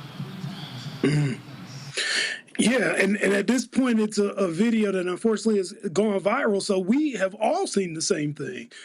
We saw that, his partner, who had his entire body cam going at the time, showed that Massey pulls his gun. Massey points his gun while she's standing up, points at her face to express intent, and tells her that he's going to shoot her in the head. And then I saw the same thing you saw. She ducks down. When she ducks down, he decides that he's going to pull the trigger and take Sonia Massey's life anyway, and almost appeared shocked that his partner had the body camera still going. So I'm not really sure if the jury does not come back in this situation with a conviction. I'm not sure what else there is that the jury would need. And I think we are long overdue for police to be held accountable for these unlawful and extrajudicial killings of Black people. Larry, this is what the Assistant State Attorney General said. Assistant State Attorney said he wants you to believe that he was scared, but you don't have to believe that because it's not true. Yeah, Roland, and this is just another tragic example of Black people, losing their lives at the hands of law enforcement. And I'm hoping, like we're talking about this evening, and my colleagues have already suggested, I'm hoping they hold this officer accountable, because we've seen these tragic stories play out over and over and over again for years as it relates to interactions between Black people and law enforcement. And so the jury has an opportunity to send a message that this won't be tolerated. And particularly, Roland, as we are seeing the United States become, even more of a totalitarian country in terms of the police buildup to the ICE and other, entities, we're likely to see more interactions like this, unfortunately, end in tragic death. So it is, once again, is an opportunity for the jury to send a message to law enforcement that you can't lie and that the lives of Black people do matter. Mustafa, Sean Grayson's attorney, Daniel Fultz, actually said this. He said that when Sonia Massey said, "I rebuke you in the name of Jesus," Grayson believed that it was a threat. It'd be a threat to a demon. It'd be a threat to someone who has no value for our lives. It might be a threat to those who don't embrace humanity. There's the quote that says, the dead cannot cry out for justice, only the living can do that. This jury now has the opportunity to make sure that those of us who are still here are pushing for justice. Sonia Massey didn't deserve to die. Sonia Massey's life mattered, as Larry just shared, and she should still be alive. But she's not, because someone made a choice in that moment to take her life because she wasn't valuable. Because a man who was well over 6 foot saw a small lady and decided to take her life. He decided a Black woman that he had the right to take her life. I've worked with all kinds of law enforcement folks. Folks know the proper protocols when they follow them. They know the right things to do. They know who's a threat and who isn't a threat. So it is time for us to make sure that the dead now receive justice. Well, when she said, I rebuke you in the name of Jesus, guess what? She was talking to an evil devil. Unfortunately, that cost her life. So we'll give you an update of what happens. All right, y'all, let's talk about Louisiana. These right-wing people, when you talk about, they claim to be Christian, but they sure love deities, and they're trying to deify Charlie Kirk, who was shot and killed on a Utah campus. The governor of Louisiana is literally challenging the state's flagship university, Louisiana State University, to honor Charlie Kirk with a massive statue, calling it a move to defend free speech on campus. Listen to this fool. Hey everyone, Governor Jeff Landry here tonight, wanting to thank the entire Turning Point family, because tonight, unbelievable, over 1,500 people came to listen to Turning Point USA. Thank you, big shout out to LSU Turning Point. And so we're here on campus next to Mike the Tiger, and we're gonna put a challenge out to the LSU Board of Supervisors to find a place to put a statue of Charlie Kirk to defend the freedom of speech on college campuses. Come on, ladies and gentlemen, let's see if we can be the first campus to do it. What an absolute dumbass. Now, that followed a Turning Point USA event where some 1,500 people turned out. That's the group that Charlie Kirk co-founded. How about this, Larry? If you want to defend free speech, how about you put up a massive statue of the First Amendment? Yeah, Roland, this is, I feel like America is like repeat and rinse in terms of how they try to reshape narratives regarding individuals or politicians in terms of their views. Why, LSU, Louisiana, that state and the governor serves a significant number of Black people. He was not fighting for the freedom of speech of Black people. I haven't heard I've seen one speech he ever gave when he talked about the importance of defending the free speech of Black people. In fact, he consistently attacked Dr. Martin Luther King, a Nobel Peace Prize winner, and one of the finest Americans that ever walked this country. So the idea that you want to give the same individual, at a public institution where he disparaged Black women, particularly, and other racial groups on a consistent basis, that's not consistent with the kind of morals and values I'm quite sure the state of Louisiana, America in general, is supposed to believe in. So once again, this idea that they want to put a statue on his campus is completely ridiculous and really ignores the concerns of the large number of Black people who live in the state. Mustafa, Charlie Kirk had nothing to do with Louisiana, wasn't from Louisiana, and is not worthy of a statue on Louisiana's flagship campus. These right-wing MAGA people are absolutely insane. Well, they definitely short a full deck. It's interesting. You got folks like Mahalia Jackson. You got folks like Louis Armstrong. You got folks like Lil Wayne or Big Frida.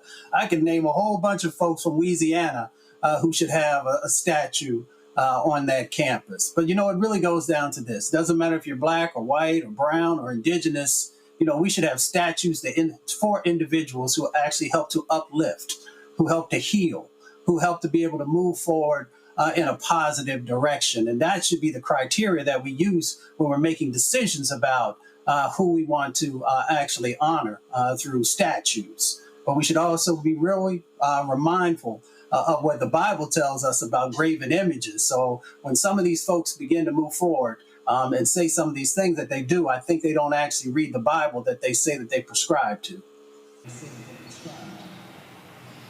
Jesse, him saying, let's become the first. I mean, these people are nuts. They literally want to turn Charlie Kirk into the Reverend Dr. Martin Luther King Jr. And I'm sorry, that it's more like a 2.0 of the Confederate statues. That's what this whole deal is about. Because we know what Charlie Kirk said. We know who he attacked. We know who he denigrated. And he is not deserving of a statue on a college campus. Well, that's the first thing that I thought of. I think sometimes statues aren't necessarily erected to honor someone. They're erected to remind everybody else of what the power position is going to be. And I think with this movement to kind of canonize Charlie Kirk, there is an attempt to try to chill the prosperity, the growth, the progress of the Black community, of minority communities, and remind us of what our place is allegedly supposed to be. I find it interesting that Black people really had nothing to do. As a matter of fact, most people in my circle didn't even know who Charlie Kirk was until the news story broke. But somehow we were blamed. I remember the HBCUs were shut down because there were threats made upon our lives when we weren't in Utah, we weren't at the Turning Point rally. And so I think the forced use of these images on us is an attempt by the system to remind us of who they think we are supposed to be. Absolutely. So, listen, folks in Louisiana, Black folks in Louisiana, tell Governor Jeff Landry hell no to this idea. All right, y'all, got to go to break. We come back. Man, we got... If y'all want to know how stupid MAGA is, clearly none of these people have ever read a book. I mean, never, ever in their life. They are mad at some comments made by the father of Zoran Mamdani, where he's historically accurate about how white Americans treated Native Americans and how Hitler studied Jim Crow to deal with Jews in Germany.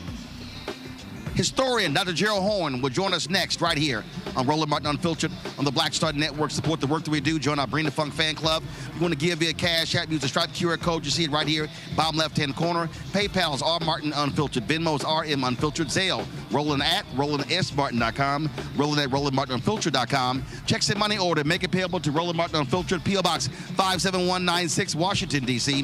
2003-7-0196. Back in a moment.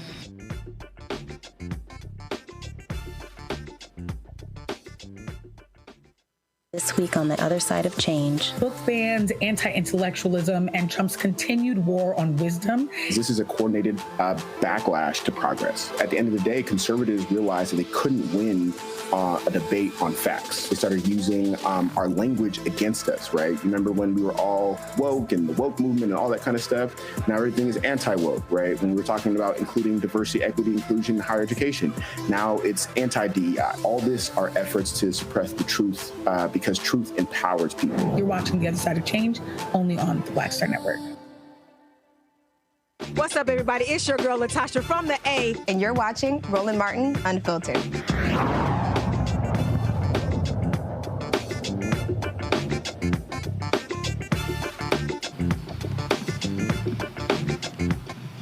All right, folks, welcome back to Roland Martin Unfiltered. We're here at the George R. Brown Convention Center at the Afro Tech Conference. Y'all, for the last couple of days, I have literally seen some of the dumbest people in my life. You have had these right-wingers, these MAGA people, attacking the father of New York City mayoral candidate, Zoran Mamdani. Now, Mahmoud Mamdani is an author and a Columbia University Herbert Lehman professor. In 2022, at a New York literary festival, he said this. In my view, America is the genesis of what we call settler colonialism. And the American model was exported all around the world. In America, you have two kinds of minorities that have run the course of the history of the modern American state: the American Indian and the African American. Each has a different significance for our contemporary era. The American Indians were the people on that land when the settlers conquered it. First, they tried to eliminate as many Indians as possible. This was the first recorded genocide in modern history. Then, with the Civil War, Abraham Lincoln generalized the solution of reservations. They herded American Indians into separate territories. For the Nazis, this was the inspiration. Hitler realized two things. One, that genocide was doable. It is possible to do genocide. That's what Hitler realized. Second thing Hitler realized is that you don't have to have a common citizenship. You can differentiate between people. The Nuremberg laws were patterned after American laws. Anyway, the US put Indians in reservations. The US invented the model, what we call today the two-state solution. The American state, and alongside it, several protectorates with degrees of autonomy, but no independence. It has had its own effect, and we will realize the effect if we contrast it with what happened to the African Americans. Because the African Americans were not put in a separate state. The African Americans were part of the one-state solution. They were oppressed terribly within a single state. But the thing is that the American Indians, by being put in separate states, were perpetually fragmented, isolated. Up to today, the African Americans, horribly oppressed, but had the possibility of building alliances with other oppressed peoples. So we have a history of the same hundreds of years which have brought us to the point where we are with Black Lives Matter, which are at the forefront of progressive struggles in the US, while the American Indians remain isolated and fragmented.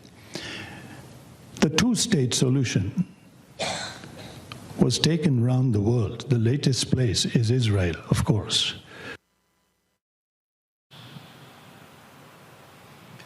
All right, folks, joining me now from Houston, I'm also here as well, is Dr. Gerald Horne. He is the John J. and Rebecca Moore Chair of History and African American Studies at the University of Houston. He's the author of countless books. We talked about many of those books. Of course, the one book that we really have talked about is The Counter-Revolution of 1836, Texas Slavery and Jim Crow.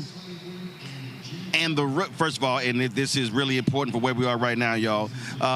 Again, the Texas slavery and Jim Crow and the roots of American fascism. Gerald, always glad to have you here. He also, of course, is the counter-revolution of 1776, slave resistance, and the origins of the United States of America. Here's what's crazy, Gerald.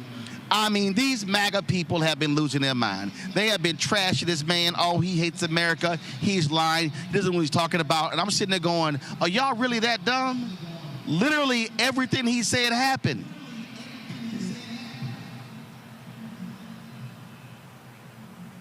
Well, I think what this episode reveals is that truth has a progressive bias. You are correct. Professor Mamdani was on the money. That is to say that this is a settler colonial project. 400 years ago, there were hardly any Europeans living in Texas, and now it has a Euro-American majority. You mentioned my book on Texas. If you go to the end of the introduction and look at one of the footnotes, you'll find a lengthy list of indigenous Texans, Native Americans, Indians, who no longer exist. They were liquidated. And with regard to that point, it's important to point out that the settlers organized militias in order to liquidate the indigenous population, and they oftentimes worked in conjunction with the U.S. military, although they oftentimes thought that the U.S. military was too soft when it came to liquidating the indigenous. And I'm sure your audience is familiar with African American history, familiar with how slavery for hundreds of years was followed by Jim Crow, and that Jim Crow began to crumble approximately 70 years ago, not least because of assistance from the international community. That is to say, the fact that African and Caribbean nations were soaring to independence post-1945, and the United States found it difficult to win hearts and minds amongst these resource-rich nations as long as Black people in this country were treated so atrociously. So that created a dynamic that led to the agonizing and reluctant retreat of Jim Crow, although we all know that in order to desegregate, for example, the high schools in Little Rock, Arkansas in 1957, President Eisenhower had to send in federal troops to keep young Black students from being torn from limb by those who objected to their presence. And the same thing happened when Ole Miss, University of Mississippi in Oxford, was desegregated in 1962 per the peerage of one lone Black student, speaking of James Meredith. And to suggest that it was not sectional or regional, recall the Boston busing crisis of the 1970s, when once again, young Black students were trying to desegregate public schools in Boston and were assaulted repeatedly by Euro-Americans who objected to their presence. So I'm scratching my head and trying to figure out what was precisely the objection to what Professor Mamdani said, or is it that those who objected are objecting to reality and to truth? Not only that, it is a known fact that Hitler sent his emissaries to the United States to study American Jim Crow, to study their treatment of African Americans, the abuse of African Americans, to degrade them. They literally took back the idea, segregated busing, we can use that. They came here and studied, went around America and said, we like that, and we like that. And so when you talk about the Nuremberg laws, we talk about, they literally modeled after the United States Jim Crow. These white MAGA folk, this is why they want to ban books. This is why they want to get rid of this stuff, because they do not want another generation of Americans, white Americans, to know the history of this country, not his story, the actual history. Well, it's not only the Nazis who studied the notorious example of Jim Crow in the United States of America. You may be familiar with my book, White Supremacy Confronted, which deals with the relationship between apartheid South Africa and racist Rhodesians, now Zimbabwe, in the pre-independence era. That is to say that you had U.S. foundations who actually counseled the apartheid rulers with regard to how to manufacture that hateful, spiteful, oppressive system known as apartheid. And in fact, it was their counsel that led to the rationale for apartheid, which was that there were poor Europeans, so-called Afrikaners, in South Africa, and there was a fear that they would align with the African majority on a class basis. So when apartheid was implanted in 1948, it was implanted in no small measure to uplift the living standards of the European minority, particularly the European minority within the working class and within the poor, so that they would have no incentive to align with the Black majority. And that cruel remedy, so-called, would have worked but for the massive international offensive against apartheid, which the African National Congress and their allies helped to organize. And finally, in the spring of 1994, as you well know, there were the first democratic elections in South Africa, though the Europeans had landed on that continent in 1652. So once again, I'm curious as to what the objections are to Professor Mamdani's words. And by the way, you might recall that he has extensive experience in South Africa as well. He taught at the University of Cape Town, and in fact, the incoming mayor, we imagine, speaking of his son, Z. Kwame Mamdani, that is to say he carries the middle name of the late, great Kwame Nkrumah of Pan-Africanist fame in Ghana. Mr. Mamdani, the latter, actually matriculated and studied and spent a good deal of his youth in South Africa, which I'm afraid to say probably well prepared him for the white supremacy of New York City. Well, it is abundantly clear the reason they are objecting because they do not like facts. What they want to do is have this ahistorical view. Donald Trump is already setting that up next year for the United States celebrating its 250th anniversary. They want to completely whitewash the history. They don't want any conversation about the evils that took place. They want to frame America as the great oasis of love and peace and say, well, no, don't bring up that stuff because those are just small things. That stuff doesn't matter. They do not want to deal with the actual real history of this country from the beginning. To be sure. And particularly, they do not want to deal with Black history because Black history, by its very nature, contradicts the uplifting, soaring narrative that Mr. Trump would like to project of the United States creation being a great leap forward for humanity. How can one make that statement when at the founding, that is to say in 1776 to the end of the 18th century, there were thousands of enslaved Africans. On the verge of the U.S. Civil War in 1861, there were millions. If this was an abolitionist project, as some would lead us to believe, I'd hate to see a pro-slavery project.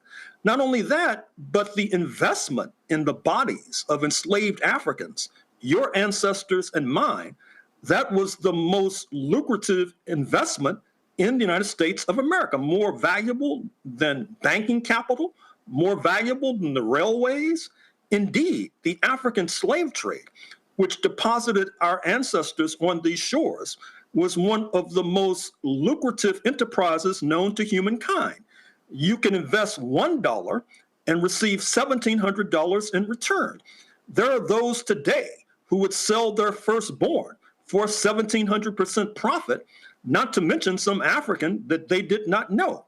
Not only that, but this wildly lucrative African slave trade served as the basis for the development of an advanced modern society, not only in the United States, but in Great Britain, in a good deal of Western Europe, which is one of the reasons why just last month in Addis Ababa, Ethiopia, the African Union and the Caribbean community, CARICOM, led by Jamaica, Barbados, etc., met face-to-face, heads of state and government, with reparations being the top item on the agenda.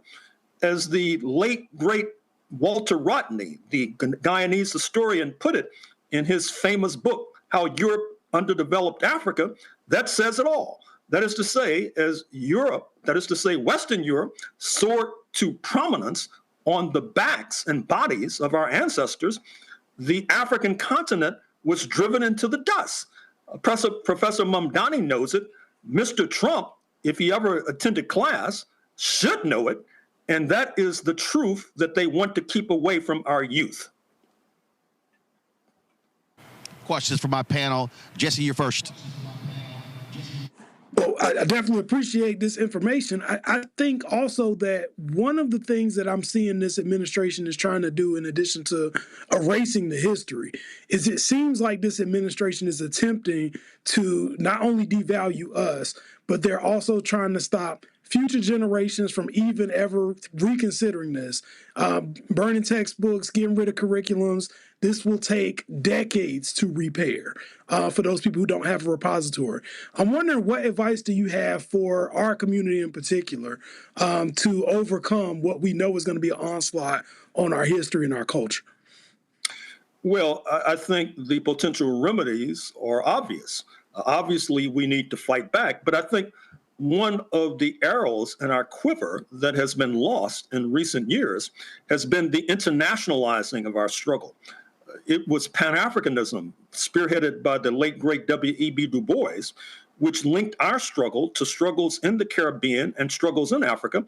I was very curious to note that at the aforementioned summit in Addis Ababa, Ethiopia, there were less than a handful of Black Americans who were participating at this summit that in many ways was deciding and determining our fate as regards reparations. But not only internationalizing the struggle, there are certain home remedies we can take, not only, of course, making sure that our youth are acquainted with various websites and have various books in their own personal library, but organizing Saturday schools. You know that there are certain immigrant groups who send their children to public schools where they receive a U.S.-determined or locally determined curriculum, but on Saturday they learn about, for example, Korean history or Chinese history, et cetera. We need to adopt that kind of model. That is to say, a model that in some ways has its roots in Dixie during the bad old days of Jim Crow, when we were struggling against segregated schools and struggling against inadequately prepared desegregated schools. That is to say, we organized what were called freedom schools. And freedom schools are on the agenda for today, and that is certainly a path we should be pursuing. Larry. Yes, Professor, I'm curious your thoughts about what we've seen since January in particular, the dramatic, increase in the Black unemployment rate, and how it intersects with the militarization of the United States. How those two things intersect, and what does that mean for the future of this country, particularly as it relates to Black people? Well, you mentioned the militarization of this country, if I heard you correctly. And I take it you're making reference to the dispatching of National Guard forces to Chicago. I think that the Chicago community is acquitting themselves well and confronting these jackbooted thugs. And I would imagine that given the offensive by Black Chicago in particular, that they will be retreating rather shortly, speaking of the National Guard. But I take it you're also referring to the tax dollars that are being expended in the Caribbean as we speak. Just today, another boat of fishermen were blown out of the water by the U.S. authorities. The U.S. authorities have sent nuclear submarines to the shores of Venezuela because, as Mr. Trump has made clear, he wants to overthrow the Maduro regime so that he can seize some of the most valuable oil reserves on planet Earth. But keep in mind that, A, these people who are being blown out of the water, oftentimes they're Black people from Trinidad and Tobago, which is only 7 miles as the crow flies from Venezuela. And likewise, what Mr. Trump is doing is contravening international law. It is as if he had sent troops into Chicago who would approach a certain alleged drug dealer, and rather than detaining that potential drug dealer or alleged drug dealer and or arresting him, that drug dealer or alleged drug dealer would be shot through the head. What I'm also suggesting, and what you should infer, is that if international law can be contravened off the shores of Trinidad and Tobago and off the shores of Venezuela, it provides a precedent for domestic law to be contravened in the United States of America. That hypothetical I just floated about coming up to a drug dealer and shooting that alleged drug dealer through the head, we know that that has happened in the past, and certainly if present presidents continue, it will become the norm in the future. Mustafa. Professor, if I could build on what you just shared, I'm curious your thoughts. I've heard this moment described as Jim Crow 2.0. I've heard it, and I have described it as very apartheid-esque. With all the years that you've been looking at these issues and teaching on these issues, how do you frame this particular moment?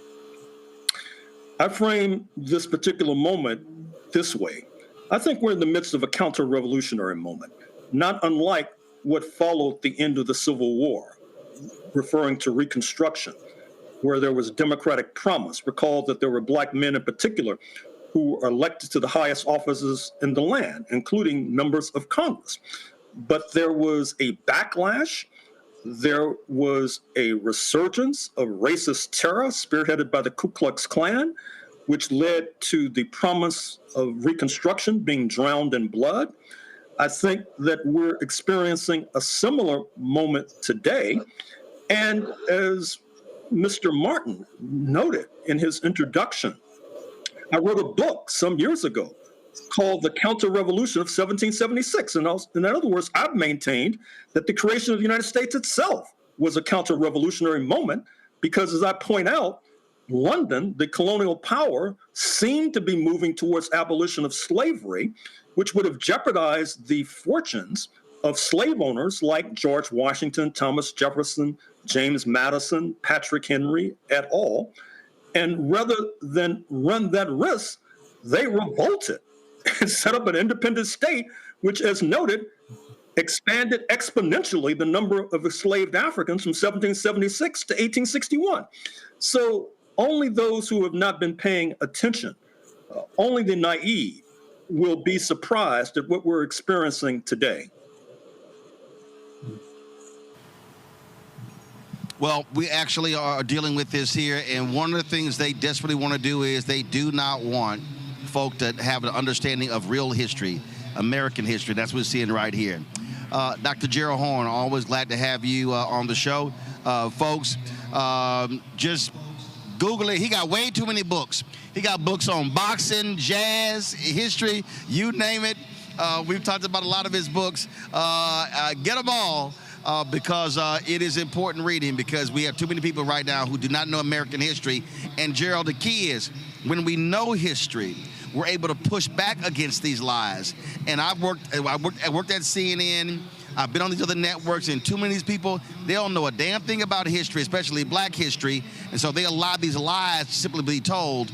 And all what Mom Donnie did was tell the real story of America, and they just simply don't like it. Well, the truth hurts. I'm sure you remember that phrase. And once again, I think we should reiterate what Professor Mamdani was saying, because it's quite bone-chilling. That is to say, the Nazis tried to learn the lessons of Jim Crow. The crafters of apartheid tried to learn the lessons of Jim Crow. Not only that, but as I noted in my aforementioned book, the U.S., as you may recall, was a major supporter of apartheid.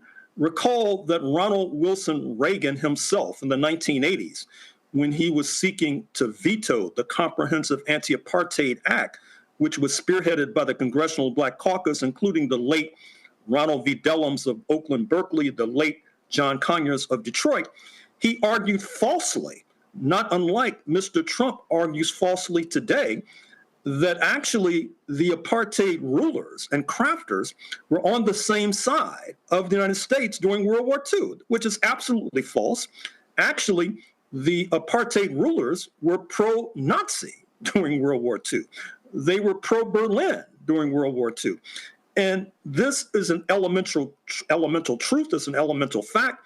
It's the sort of fact and truth that Mr. Mamdani Sr. was espousing, and it's the kind of elemental truth and fact that Mr. Trump of the White House would like to keep away from the eyes and ears of our youth in particular. Dr. Gerald Horne, we appreciate it. Thanks a lot. Good luck to you. Thank you for inviting me. Thank you very much, folks. We come back our marketplace segment with another one of our shop, blackstartnetwork.com, Black-owned businesses. You're watching Roland Martin Unfiltered right here on the Black Start Network, live from the George R. Brown Convention Center here in Houston. where the Afrotech Conference is taking place this week. Back in a moment.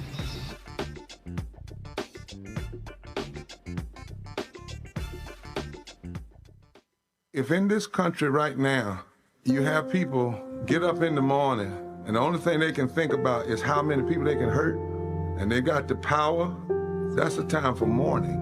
For better or worse, what makes America special, it's that legal system that's supposed to protect minorities from the tyranny of the majority. We are at a point of a moral emergency. We must raise a voice of outrage. We must raise a voice of compassion. And we must raise a voice of unity. We are not in a crisis of party versus party. We are in a crisis of civilization, a human rights crisis, and a crisis of democracy itself. And guess what? You've been chosen to make sure that those that would destroy, those that would hate, don't have the final say, and they don't ultimately win. Said the quiet part out loud. Black votes are a threat, so they erased them. After the Supreme Court gutted the Voting Rights Act in 2013, Republican legislatures moved fast. New voter ID laws, polling place shutdowns, purges of black voters from the rolls. Trump's Justice Department didn't stop it, they joined in. In 2018, his DOJ backed Ohio's voter purge system, a scheme that disproportionately erased black voters. Their goal, erase black votes and political power. Yeah, that happened. These are the kinds of stories that we cover every day on Roland Martin Unfiltered. Subscribe on YouTube and download the Black Star Network app. Support fact-based independent journalism that centers African Americans and the issues that matter to our community.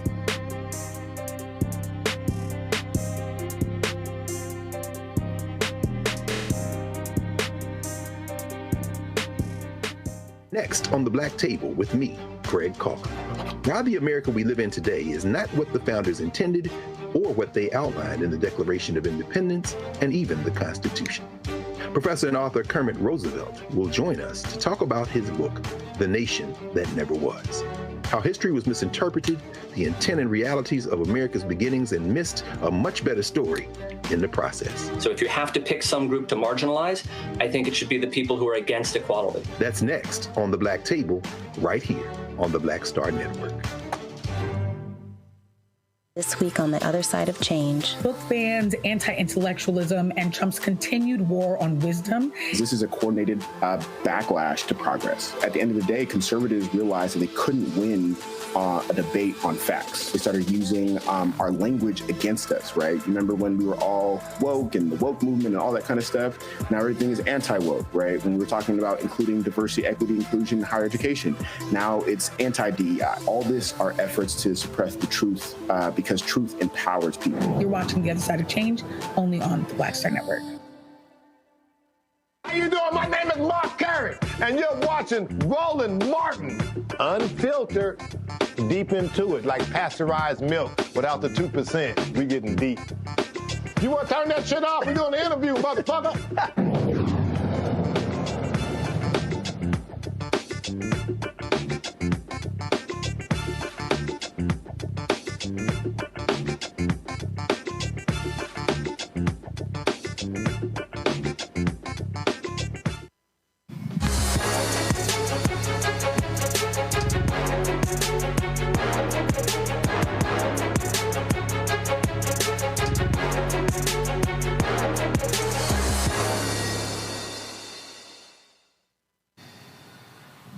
All right, folks, we all travel and we want to be comfortable. Well, as a black-owned brand, redefining being cozy and comfortable when you are traveling. E-Marie delivers everyday luxury, whether you're at home or on the go. We're joined right now by Eula Smith, owner and operator of E-Marie Travel, joining us from Los Angeles. Eula, glad to have you here. And so, Hi. all right. How are you, Roland? Talk about these stylish blankets and hoodies you have. Yeah, so first of all, thank you so much for having me. I'm a huge fan of yours, so thank you for the great work you're doing for our community. Really appreciate it. So I created a travel blanket because I am someone who travels almost every single month from Los Angeles to New York, overseas, just all over. And I needed something that was functional. I was carrying at the time this huge cashmere blanket that was like a $400 blanket. And it was like every time I got off the plane, I had to dry clean it. So I thought I needed to create something that I could use on a plane and also when I get off the plane. So I created the E. Travel Wrap. And it's a 4-in-1. It can be used as a blanket, a pillow, a shawl, and a scarf. And we were on Oprah's favorite list 3 years in a row with it. So we're very excited about it. And I think the best part about our blanket is that it's washable. People seem to love that. All right, so look, there's a lot of blankets out there, a lot of things out there, but what caused this? And what happened? And were you traveling and you were like, man, this blanket sucks? Well, you look at the ones in the airport and they're so flimsy. They're not warm. They're not comfortable. And I just wanted something that was very luxe. I wanted to feel luxe like it was cashmere, but not cashmere because I wanted to be able to wash it. So what we call it our faux cashmere blanket because it looks like cashmere and it feels like cashmere and it's extremely warm. So I think people just love it. And it comes in its own little pouch. So you can put it in this pouch, throw it in your handbag, throw it in your tote, or tie it on your suitcase. So it's a bag that you don't have to ever leave home without. All right. Now, when we talk about traveling, size, weight matters because, listen, you're not trying to have a whole bunch of bulky stuff. And so how did you factor that in? Because I travel myself, so I'm good about carrying on. I can do a carry-on and a tote for a 2-week trip, so I know how to pack.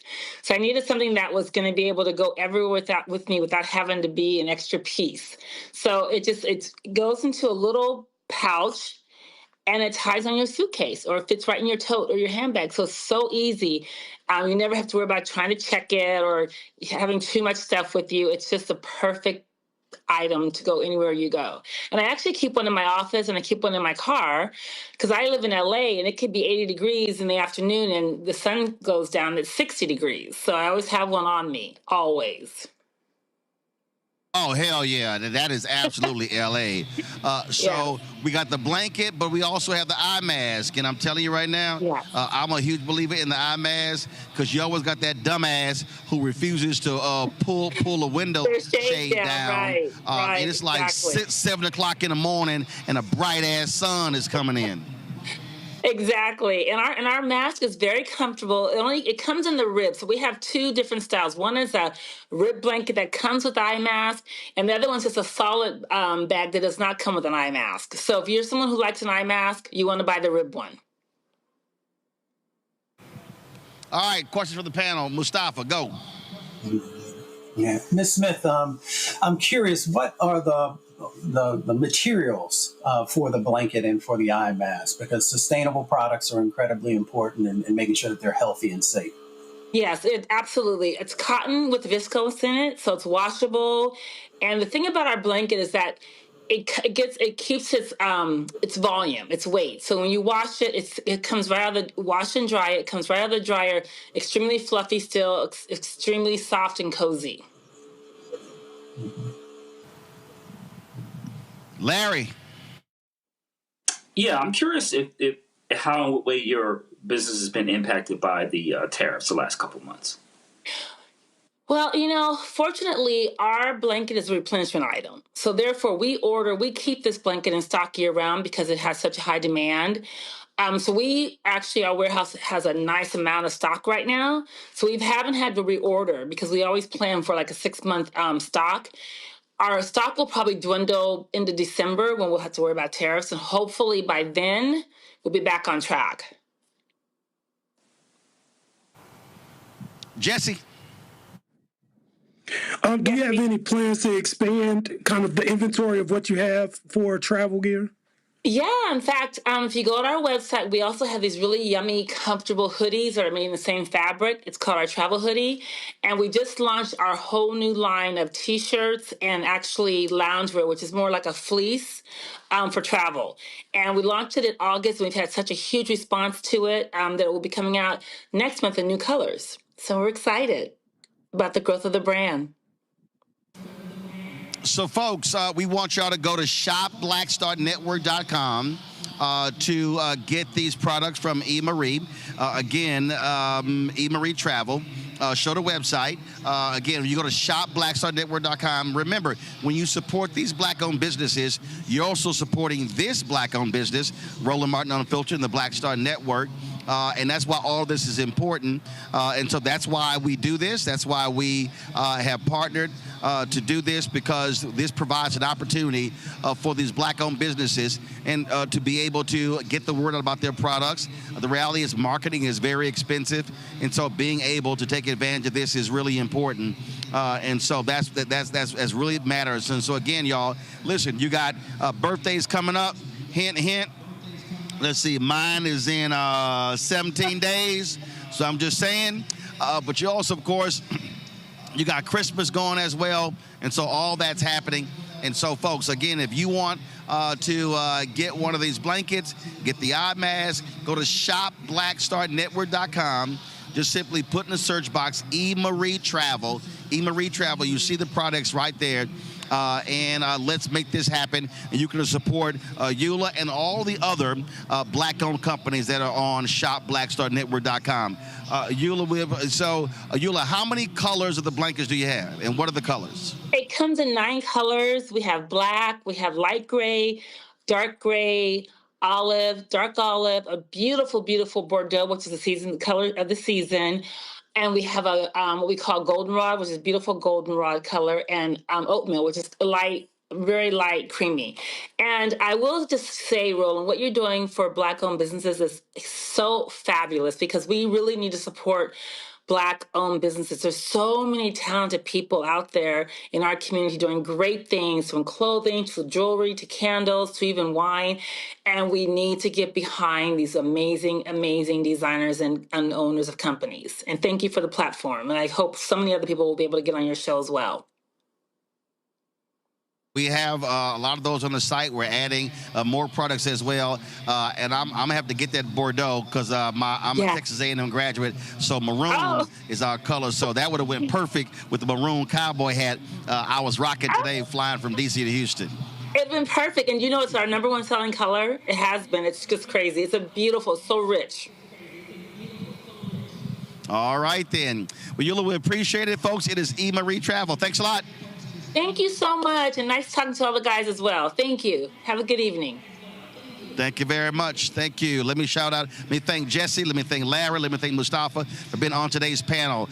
Thank you so very much. Folks, as I said, we are here at the Afrotech Conference in Houston. We're going to be broadcasting from here tomorrow and Thursday. And so we really are excited being here. We're going to have a lot of interviews. We're going to be walking the floor. Where they have all of the vendors as well as the products. And so we're going to be talking about all things tech and African Americans over the next couple of days. And so you want to tune in right here to Roland Martin Unfiltered and the Black Star Network. We'll also be streaming live several of the panels from the main stage as well. And so what you want to do is you want to be sure to check your notifications on YouTube. So when we go live, you get your notifications. So we really look forward to that. And so, again, glad to be here partnering with Afrotech and Blavity at the Afrotech Conference in Houston. Folks, that's it. Don't forget, if you want to support the work that we do, be sure to join our Bring the Funk fan club. Join the Bring the Funk fan club. The goal is to get 20,000 of our fans contributing on average $50 each a year. It's $4.19 a month, 13 cents a day. That means you're going to be supporting this show and all the shows on the Black Star Network. Our goal is to raise $1 million between now and the end of the year for the new shows that we are launching. If you want to contribute via Cash App, use the Stripe QR code. We do not have our Cash App products anymore, our Cash App names. Use the Stripe QR code for Cash App. PayPal is R Martin Unfiltered. Venmo is RM Unfiltered. Zelle, Roland at RolandSMartin.com. Roland at RolandMartinUnfiltered.com. Checks and money order. Make it payable to P.O. Box 57196, Washington, D.C. 2037-0196. Be sure to download the Black Star Network app, Apple phone, Android phone, Apple TV, Android TV, Roku, Amazon Fire TV, Xbox One, Samsung Smart TV. Be sure to get a copy of my book, White Fear, How the Browning of America is Making White Folks Lose Their Minds. Available at bookstores nationwide. And, of course, we also want you to get our Roland Martin Unfiltered Black Star Network swag. And so we want to get our shirts and hats, T-shirts, mugs, all that good stuff. Go to shopblackstarnetwork.com, shopblackstarnetwork.com. And of course, if you want to support those black-owned businesses, as I said, go to shopblackstarnetwork.com as well. And don't forget to support and download the app Fanbase. Download the app Fanbase. Okay, y'all need to switch it. No, show shopblackstarnetwork.com for the black-owned products. So again, all those products you see on my desk there in our DC. We got black crossword puzzles. We got backpacks. We got skincare. We got relishes. All sort of products. All those products you see right there are available on shopblackstarnetwork.com. And as I said, download the app Fanbase. It is now up to number 19 on the Apple App Store. So, folks, let's keep taking it higher. Let's download Fanbase. Let's blow this thing up. A social media platform owned by African Americans, investors. And this is a way for us to be able to participate in this tech economy, and more importantly, to protect ourselves, be able to get our word out by having apps that the billionaires on the right wing do not control. If you want to invest in Fanbase, they've raised some $13.4 million for a $17 million Series A raise. If you want to invest, go to startengine.com/fanbase, startengine.com/fanbase. All right, folks, that's it from Houston. I'm going to see y'all tomorrow right here on Roland Martin Unfiltered on the Black Star Network. Again, we're going to be live streaming a number of the sessions throughout the day. And we'll be carrying a lot of those interviews we'll be shooting live on the show tomorrow as well at 6 p.m. Eastern. Don't forget, if you missed the show, watch the restream. You can go to our YouTube channel as well. And be sure to share our videos as well because, again, the more views we get there, that drives the revenue for the show as well. So, folks, that's it. I'll see y'all tomorrow right here. Roland Martin Unfiltered on the Black Star Network, live from Houston at the Afro Tech Conference. Holla!